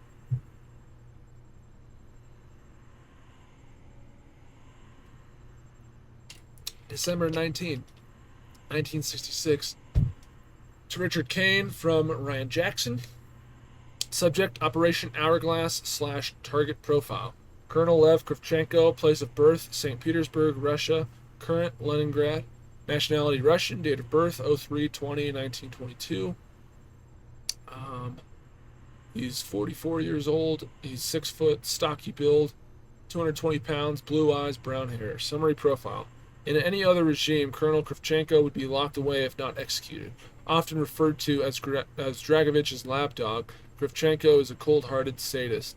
Staying mostly silent, he carries out his master's orders without a question. A rumor originating from his village outside of Leningrad tells of Kravchenko's mutilation and murder of his sister Irina, who spurred the romantic advances of his mentor Dragovich. This act of loyalty, as the rumor goes, led directly to his commission as an officer under Dragovich's command. Much like Dragovich, Kravchenko detests Viktor Reznov. His reasons, however, are much more mundane than those of Dragovich. Kravchenko is a sycophant, and takes his lead wholly from his general. A sycophant, that's another good vocabulary. I don't even know if I'm pronouncing that right. I don't know what the fuck it means. Probably means someone who's like, it's probably around the same kind of terminology as a sadist and a masochist kind of thing. Like, so I think a sadist is someone who gets off on the pleasure of others being hurt, and then a masochist is someone who gets off on the pleasure of themselves being hurt. So maybe a sycophant is somebody who, I don't even know, dude. Let's see. I have a phone, right? Let's see. Sycophant.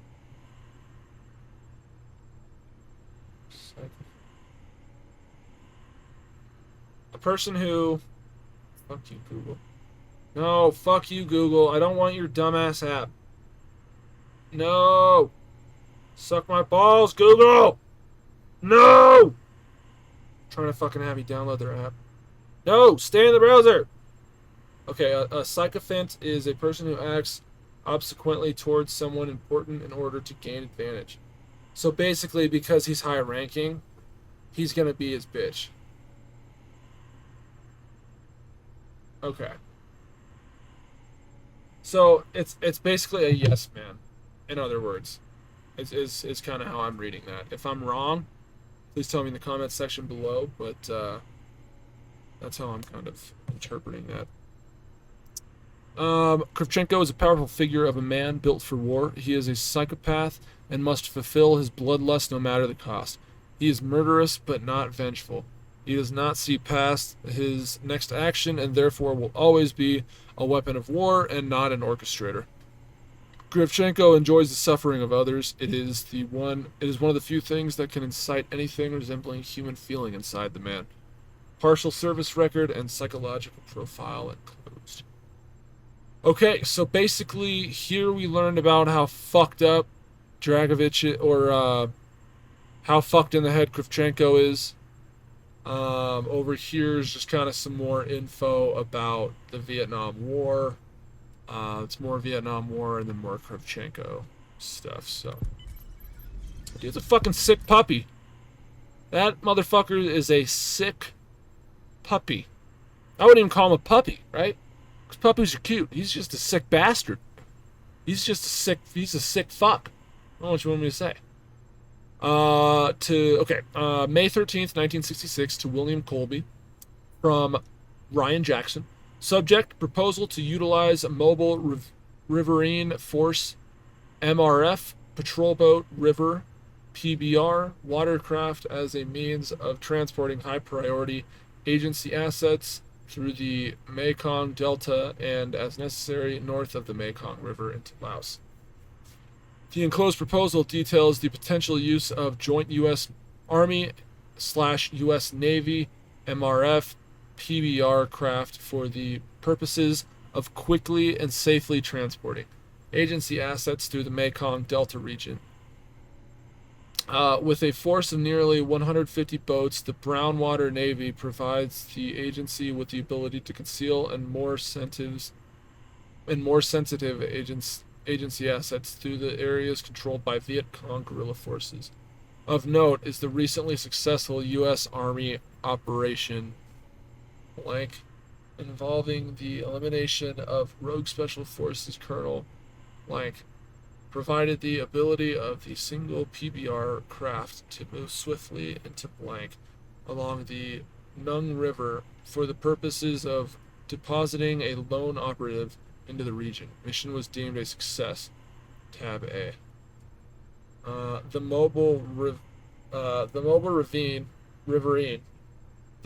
riverine forces' current and primary mission is the interdiction of enemy resupply efforts within the Mekong Delta, and to confiscate any and all unauthorized contraband and weapons smuggling, which would aid the enemy's war effort in the South. They have already been employed routinely in the development of Navy SEAL teams into enemy territory. DoD operational analysis enclosed in tab B. The PBR has a complement of 4 servicemen and utilizes a pump jet drive powered by dual 220 horsepower diesel engines and can reach speeds upwards of 28 knots. Highly maneuverable, the boat can proceed over sandbars into beaches and turn instantly 180 degrees in its own length. PBRs are heavily armored, and its armament includes twin 50 caliber machine guns in a forward rotating tub, a rear 50 cal, and side mounted 7.62 millimeter machine guns and grenade launchers. So that thing's decked the fuck out, man. Full breakdown of recommendation for exploration of this proposal is enclosed. Yep. February 15th, 1968. To Richard Kane from Ryan Jackson. Subject: covert Soviet weapons testing in Vietnam and Laos. Sir, the analysis team has analyzed the intelligence collected to date regarding the Nova 6 and Colonel Kravchenko's presence in Laos and Vietnam, has formulated a theory regarding his work in the area. Evidence suggests that Kravchenko, on orders from General Dragovich, was field testing the Nova 6 compound in conjunction with the NVA along the border regions of Laos and the indigenous villages therein. A field test of this scope infers a gathering of statistics on the weapon's large-scale effectiveness. See Kravchenko audio recording transcript forwarded from your review earlier today. Worse still, Kravchenko is doctoring test sites to make the mass deaths appear to be the result of American covert actions. The test sites were littered with dead S.O.G. operatives. By leaving the corpses of fallen U.S. servicemen behind, it would appear to the indigenous populations that the U.S. Army is responsible for the massacre of local civilians, women, and children included. The analysis team posits that Dragovich's intention is to use false propaganda to incite negative global sentiment against the U.S. and its involvement in Vietnam, as well as other Cold War hotspots. Enclosed, please find all relevant intelligence briefs and full analysis report. I don't know if it wasn't Vietnam. It was before Vietnam. JFK was actually on a PT boat. Fuck, dude. PT4 something 409. I think it's PTB 409. If it's actually PTB 409 and I just remembered that off my head from just retaining it, I'm going to be very happy. PT 409.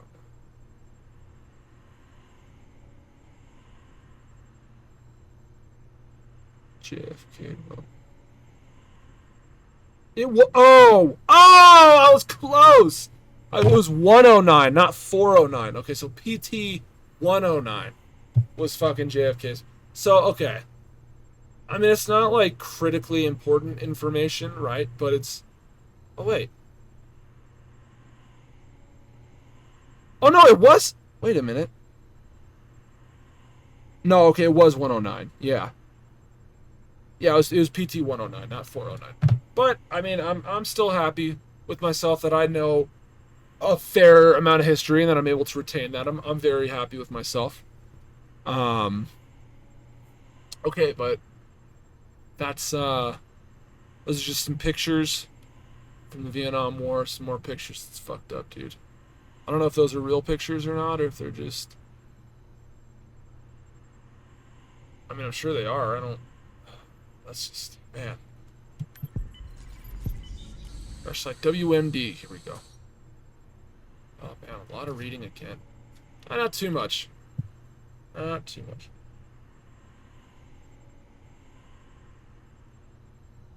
Okay. WMD. January 6, 1967. To Joseph Taub, Chief Analyst. From Ryan Jackson. Subject: request for data regarding Soviet military-industrial complex. Dear Mr. Taub, I am writing to you today in the hopes that you can assist my team in ongoing research into Soviet weapon exports to the communist nations of Cuba and North Vietnam. The information your office can provide will aid both planned and ongoing operations in the Caribbean, Latin American, and Southeast Asia. Specifically, the APLAA requests confirmation of the following points. Since the 1920s, Soviet leadership has and continues to place an emphasis on military production over investment in the civilian economy, with military spending climbing to 11% in its annual gross national product. Rate of weapons exports on the part of the Soviet Union has risen significantly in the last 10 years, particularly to third world nations within immediate reach of Soviet borders.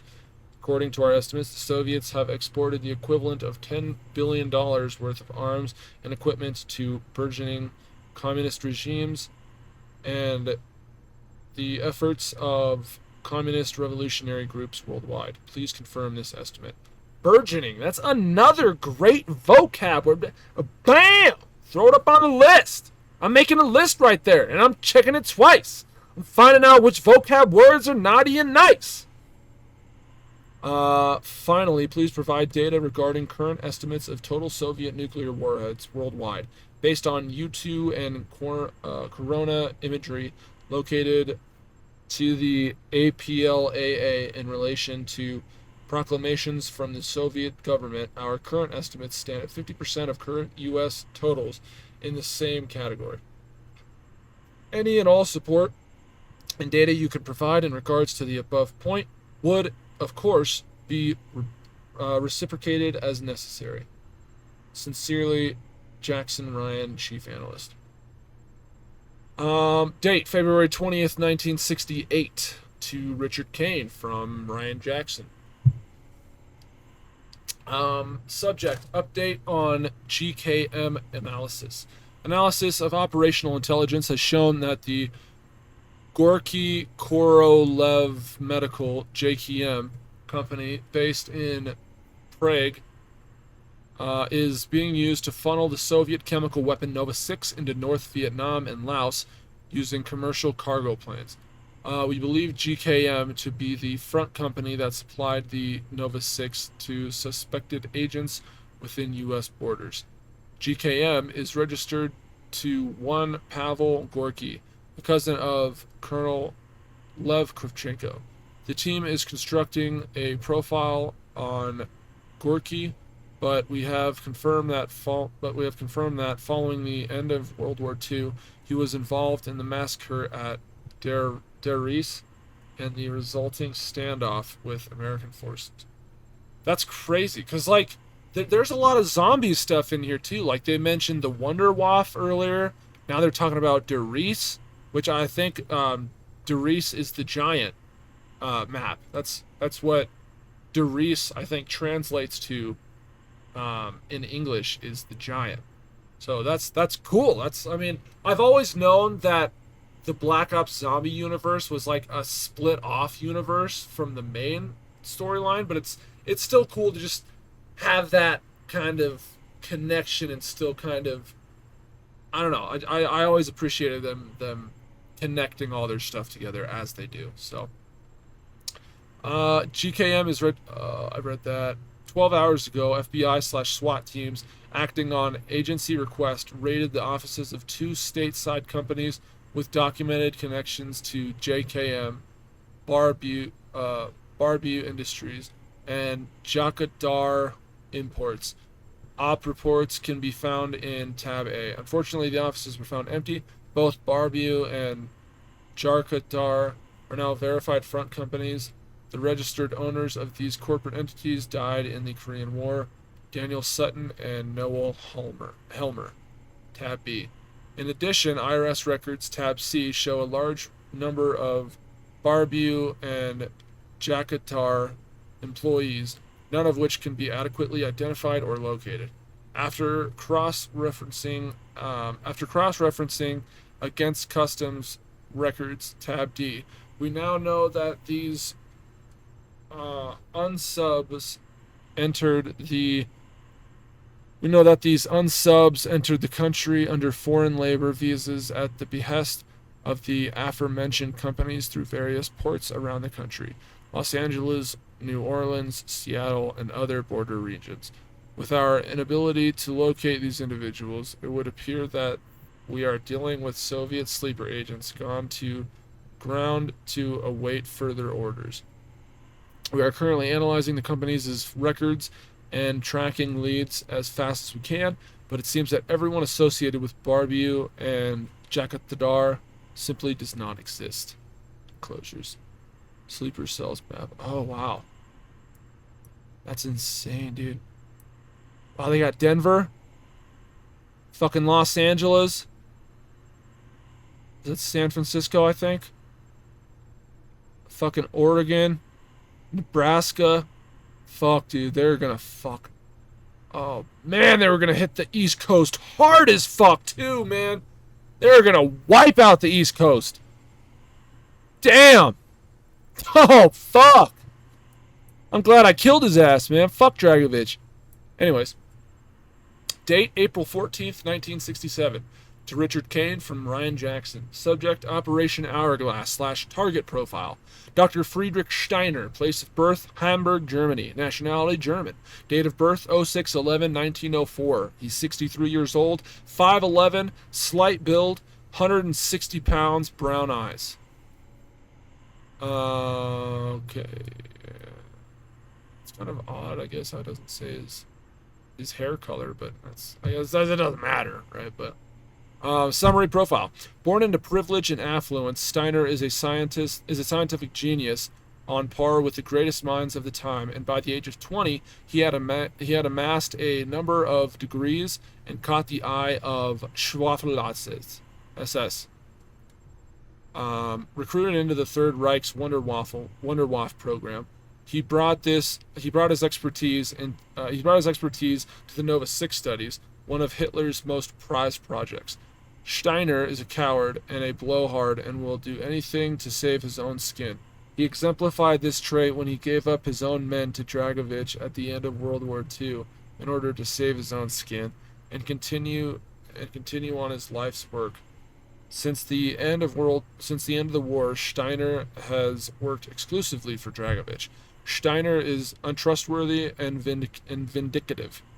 That's another great word, vindicative. Boom! Throw it up on the list. There it is. You see it? Vindicative. That's on the vocab list, buddy. Emotional ups and downs are the norm due to sleep disorders, including insomnia and night terrors. Because of this, he is emotionally erratic and his actions unpredictable.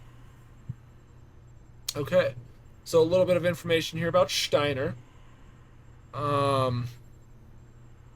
Looks like just some more stuff about kind of what was going on with Project Nova. Well, this is approval. This dude's waiting on some stuff to be sent over to him, and then this is basically just like, hey, this is what's going on with some of these companies and some of these sleeper cells possibly in the United States. So that's interesting.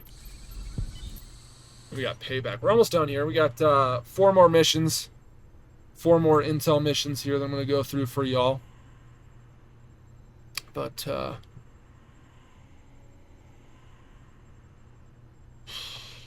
okay.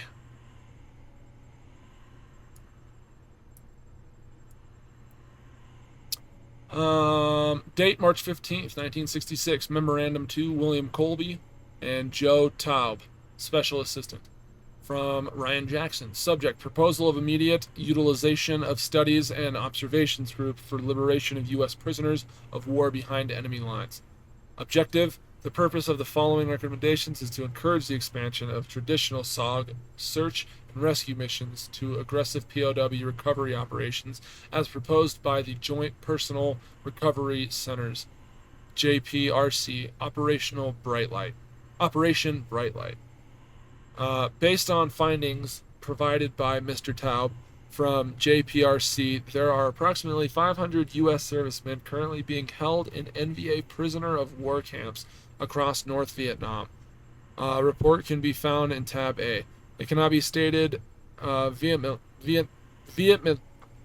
Why do I have trouble saying that word? Vehemently.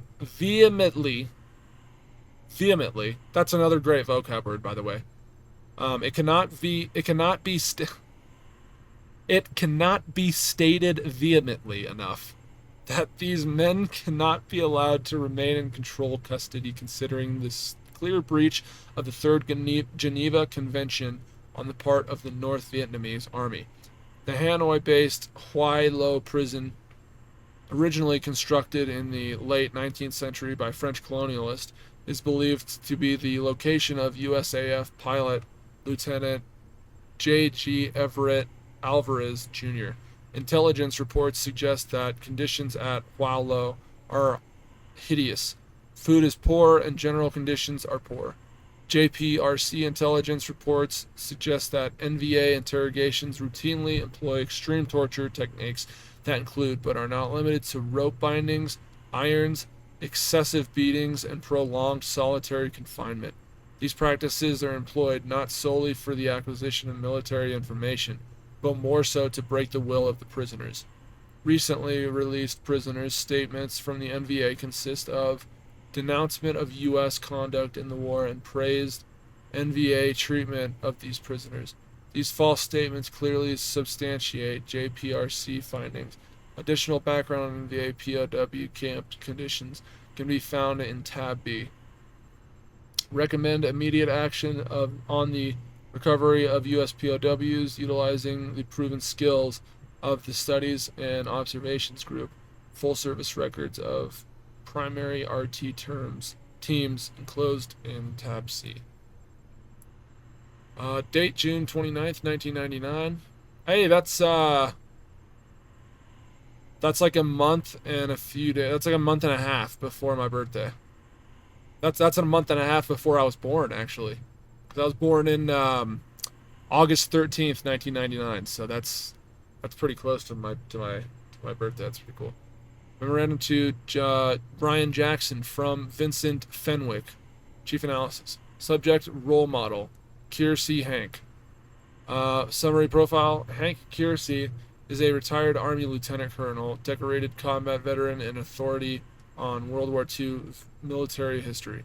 He has spent his life mentoring, coaching, and team building in order to teach leadership under stressful conditions.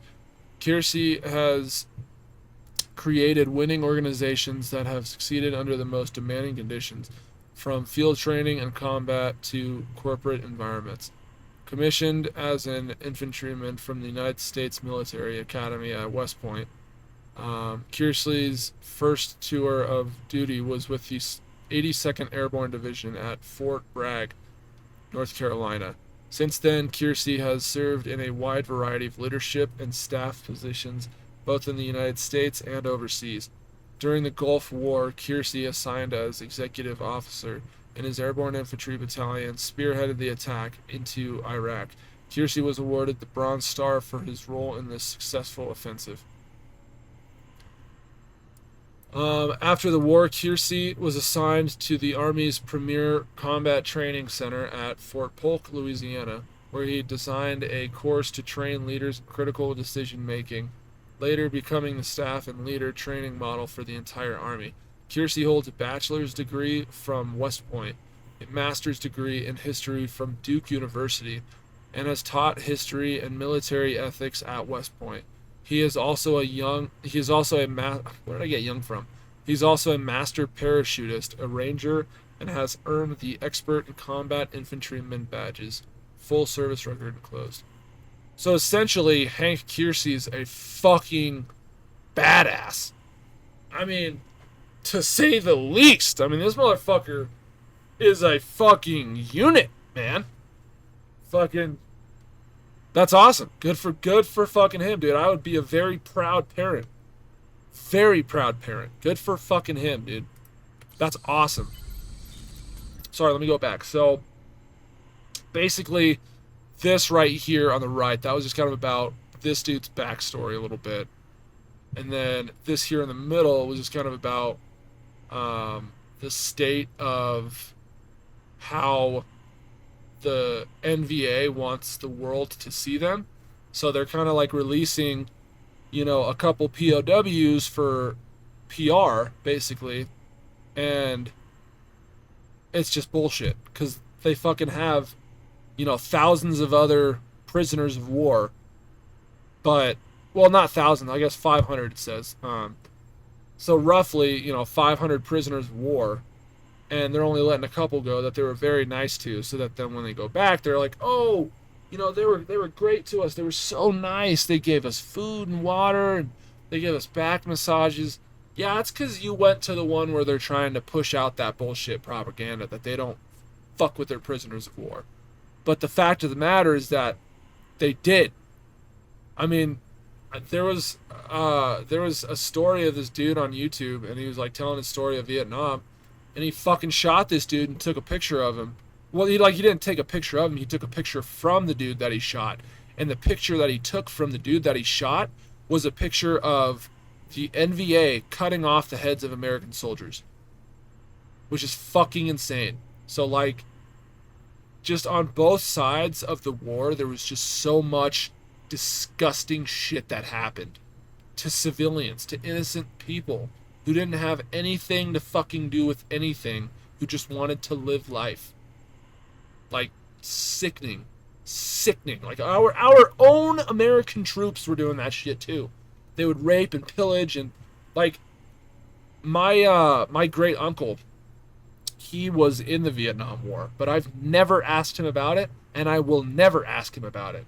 Because, first of all, I'm not close enough with him to ask him about that kind of stuff. But second of all, I don't want to have him have to relive all the fucked up shit that he possibly did while he was in Vietnam. I'm not saying that he was a rapist or anything like that, because I know my uncle, and he's not that kind of a person. But he may have experienced some very fucked up shit while he was over there. Like, he may have experienced someone throwing a Molotov into someone's hut, or, you know, them just fucking executing civilians just because they didn't look like allies. You know, like, it's just fucked up shit like that is what you hear from other Vietnam veterans. And I know that my uncle has PTSD from Vietnam, so I'm not even fucking asking him about any of that shit. He's a very, you know, level-headed man. He's got his shit together. He may have PTSD, yeah, but he's got horses and things that he takes care of. He has a farm. He's located, you know, on a good plot of land, so, like, he's set for himself. But it's just that kind of shit you can never. That's tough, man. That's fucking really tough. And I have so much respect for the men and women who go into service, because that's such a huge. You are volunteering yourself first. You're volunteering yourself to protect us and our way of life and our way of freedom. And that to me is spectacular. But I'm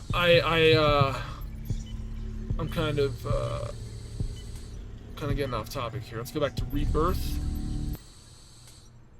Okay, good. This one's not as bad. Not nearly as bad. It's a big ass picture with a little bit of writing on it, so I'm cool with that.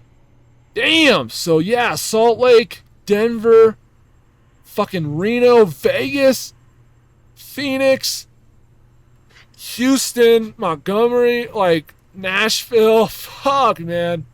Minneapolis, Columbia, Atlanta, like they were fucking Miami. They were gonna fuck this shit up, dude. They were going to fuck the United States hard. Like, and I'm pretty sure that'll show kind of where it'll spread too. Fuck, man. So I'm like right. I'm like right in here in Colorado. I'm like somewhere in here. I'm somewhere in Colorado. I don't know. Anyways, it says date October 20th, 1967 to Richard Helms from Ryan Jackson. In conjunction with OSA/DI. Subject identification of possible Soviet bioweapons testing facility. I'm transferring to the National Security Council a full operational analysis of mosaic images received from the DS&T Corona Reconnaissance Satellite System dated 13 October 1965. Surveillance photos tab A show what can only be described as a military settlement on the I'm not even gonna island. Translates Rebirth Island in the Aral Sea between the regions of Kazakhstan and Uzbekistan.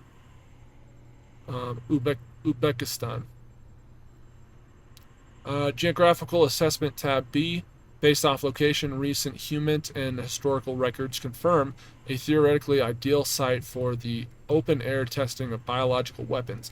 Its insular location, sparse vegetation, hot, dry climate, and sandy soil that reaches temperatures upwards of 140 degrees protect that area from the transmissions of weaponized pathogens outside the confines of the facilities. In addition, surrounding deserts and its island locale offer general security with its overall isolation. Documents recovered by the occupation indicated Japanese biological weapons research in Manchuria on the part of the Imperial Army's Covert R&D Group Unit 731, Tab C. With the Soviets in control of that region following V-J Day,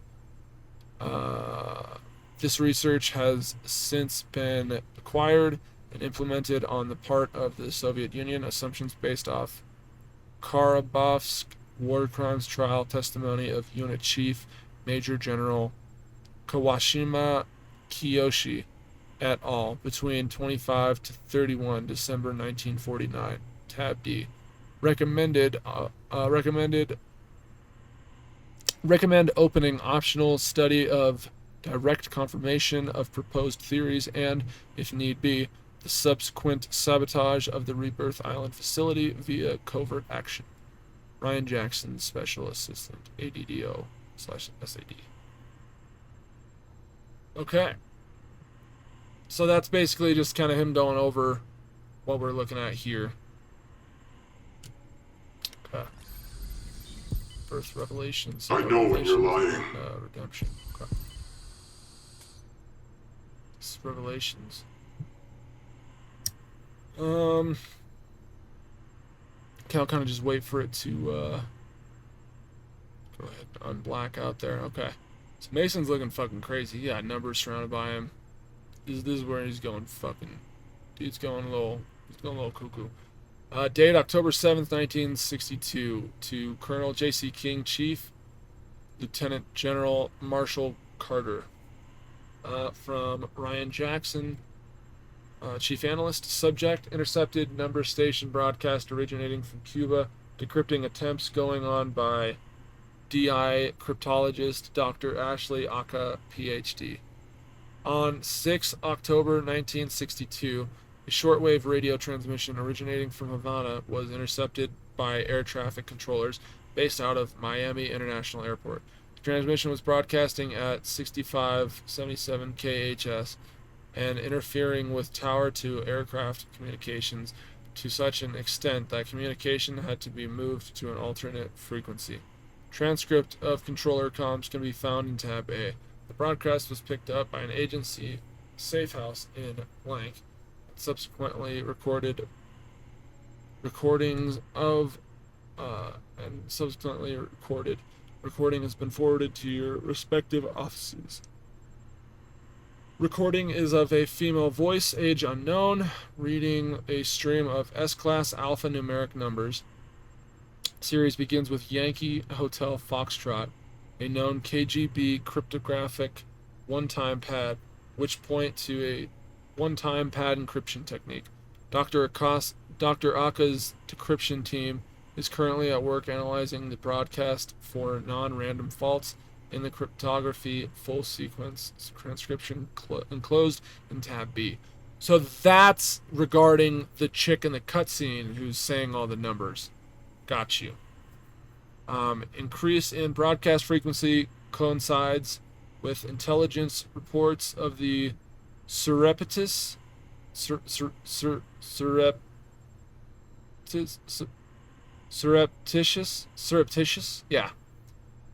the surreptitious construction of Soviet-made MRBM and IRBM bases in Cuba, which began in mid-September. Tab C.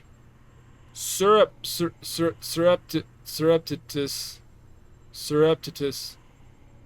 That's another good word. However the fuck you say that. That's another good vocab word. Go ahead and throw that up there. Throw that on up there. Get that on up there. The increase in broadcast in relation to the aforementioned reports of missile system construction indicates the potential for a Soviet first strike initiative against the United States. Recommend immediate development of U-2 photo reconnaissance plane to confirm point 3 above in conjunction with Dr. Aka's ongoing attempts at decryption of the S-class sequence. It's important to note that attempts to jam the number station transmission have been unsuccessful due to the finite number of agency jamming transmitters available at this time. March 2nd, 1970, to Richard Kane from Ryan Jackson, Chief Analyst. Subject update. Alex Mason has a proverbial Manchurian candidate. Preliminary analysis based on the events surrounding S.A.D. operative Alex Mason indicates that Mason was intended to be a key agent of the recently eradicated Soviet black operation known as Project Nova. We have learned that his mission targets were key command and control personnel within the Pentagon and the White House. This suggests a plan to cripple any coordinated U.S. response to the Soviet invasion that would follow the triggering of Project Nova and the release of Nova 6 gas. This is particularly disconcerting considering the face-to-face meeting that occurred in the Pentagon between former President JFK and Alex Mason on November 10th, 1963. Analysis suggests that the Soviets allowed Mason to escape Vorkuta and reinsert himself back into his life in the U.S. as a Soviet-controlled sleeper agent. However, the failure of this implementing was the direct result of the machinations of fellow Vorkuta inmate Viktor Rezanov. As far as we can assess, Rezanov's inserted his own programming into Mason to enact a scheme of personal revenge on the men responsible for Rezanov's imprisonment: Major General Nikita Dragovich, Colonel Lev Kutrenko, and Dr. Friedrich Steiner. How Rezanov was able to accomplish this feat is unknown. Full report will be presented for DD/CI review on 9 March 1970. Wow. Okay, so this is a really good read. I'm really glad that I'm reading all this. So this is basically about them getting Alex back and being like, I'm not sure if this will be a good idea, kind of having him around the president and other things like that. That's pretty fucking crazy. Along with other shit that was kind of going on with Alex. And then this is just kind of more of the same of that, just kind of what's going on with the transmissions and how they're unable to block You killed him, Mason. certain You transmissions. did. No one else, just you. I killed no one. I mean, I killed a couple people, but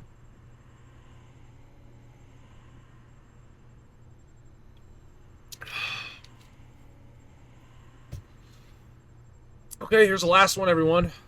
Do this. Redemption.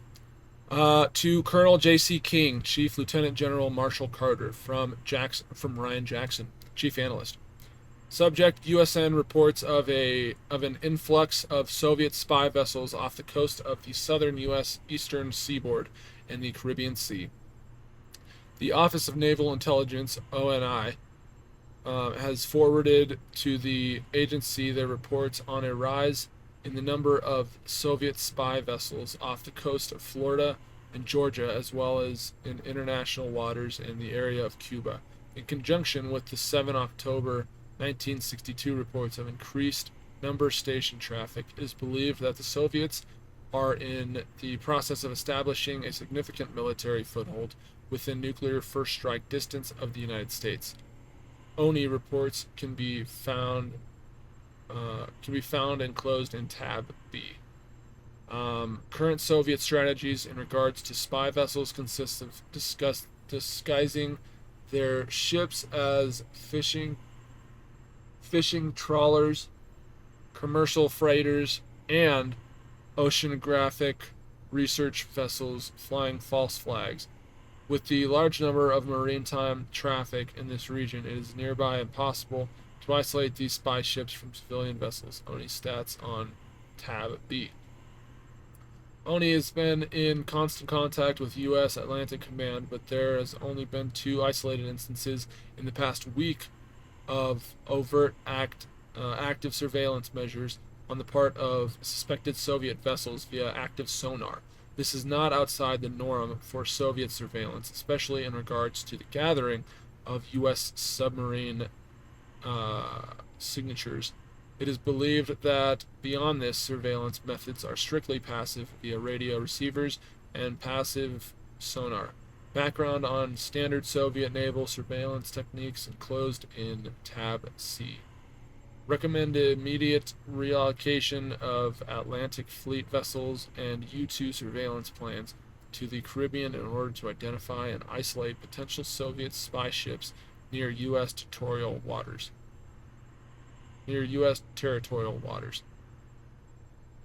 June 10th, 1969, to Richard Kane, from Ryan Jackson. Subject: NS-1 construction timeline.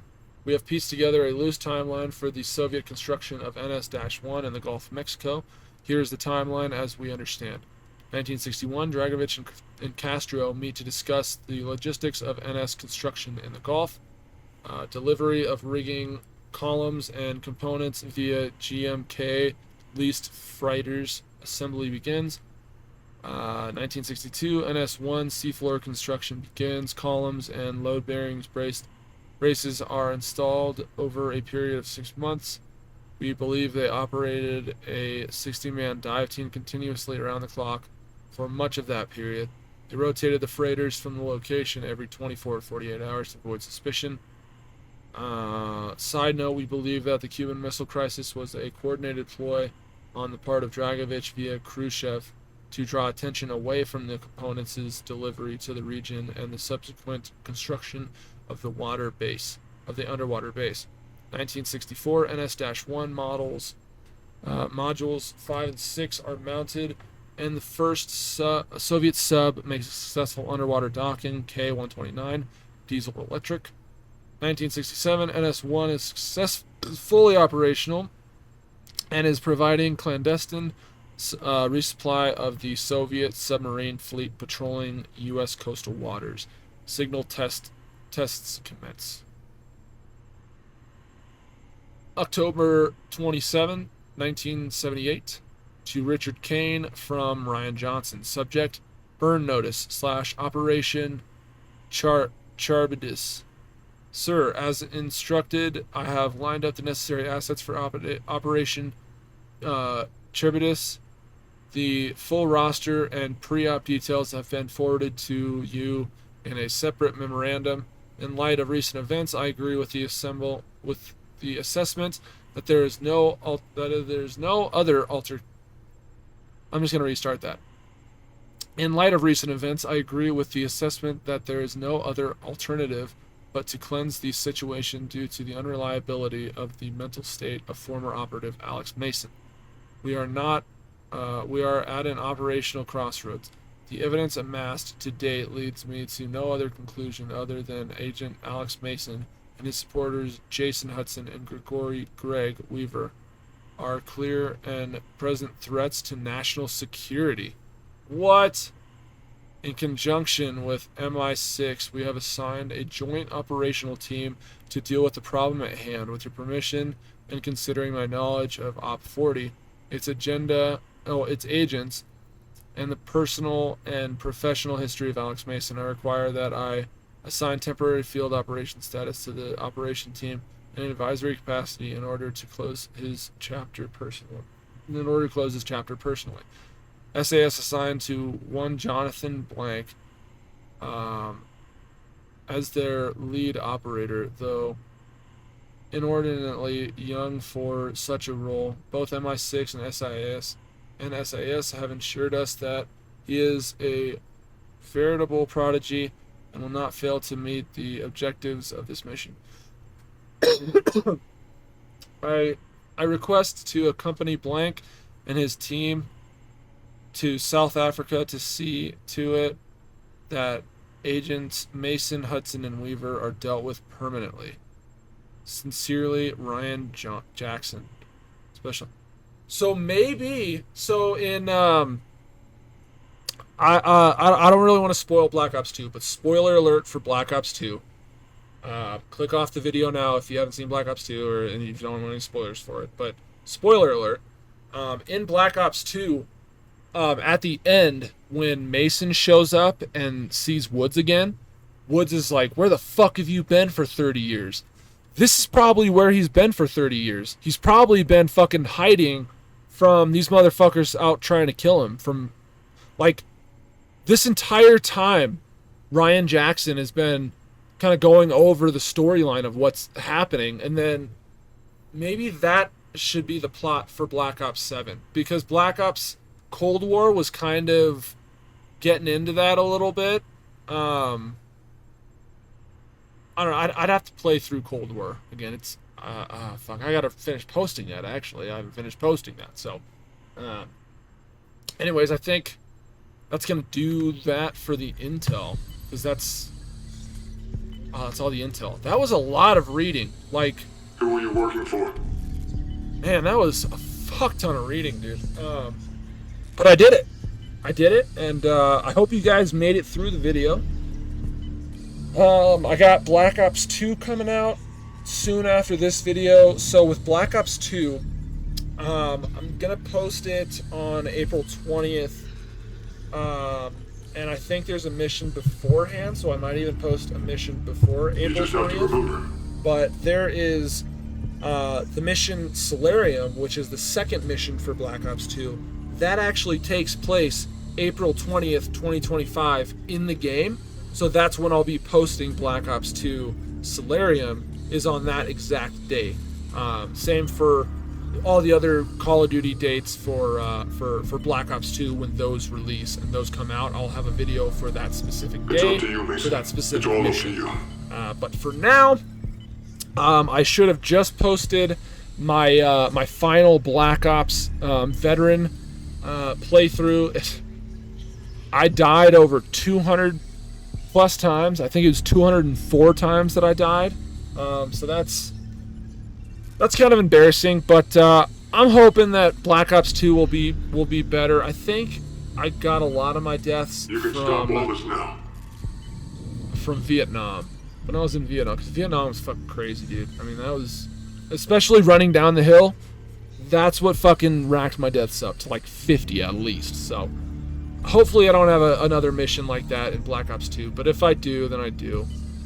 But for now, that is officially everything campaign related for Black Ops. If you guys would like to see more videos on perhaps some zombies, maybe some multiplayer, definitely let me know in the comment section below. At some point or another, I will start posting zombies videos. But I think as far as multiplayer goes, I'm not really too keen on COD multiplayer. I've never really been a huge fan of that, other than, you know, the Modern Warfare 2 days and Black Ops 2 kind of, you know, so Black Ops 3 I thought was good too, but I'm not really a huge COD multiplayer gamer. I'm more of a campaign and zombies kind of COD player. So if you guys would like to see some zombies at some point, I'll definitely get to that. But this next, I know I've been posting a lot of Call of Duty too, but this next game I'm going to be posting is going to be Black Ops 2 because it's relevant and it's 2025 and it's on the exact day that I'll be posting it. So I think that'll be pretty poetic. So as soon as Black Ops 2 has finished posting and I'm finished with Black Ops 2, I'll figure out what I'll do from that point. If I'm going to hop back on High on Life and continue through that, if maybe I'm going to do another COD game, if maybe there's a couple other games that I'm trying to want to throw into the mix, kind of mix it up a little bit, get a good filter going for my channel so that it's not only Call of Duty. So I'll be pumping out some different content here for you guys. But in the meantime, I hope you all enjoyed. If you did, please leave a thumbs up. It really helps a lot. Comment down below what your guys' favorite part of the video was, what you thought was interesting. Maybe if y'all got some snacks, what kind of snacks you guys had. I had some pizza rolls and some Powerade, so I was pretty set for this video. But I hope you guys enjoyed. Comment, subscribe. Definitely subscribe for more content like this. Click that little bell notification next to the subscribe button so that you never miss when I upload a new video, so that you can always be notified whenever that happens. It'll show up on your phone or on any device that you have YouTube notifications turned on for. But that has been Black Ops. Amazing campaign, amazing game. I just cannot wait to start playing some Black Ops 2. I hope you guys enjoyed again, and we'll see you in the next video. See ya! Still waiting on that heifer, Julio. Fuck you, fuck you, fuck you, you're cool. Fuck you, I'm out.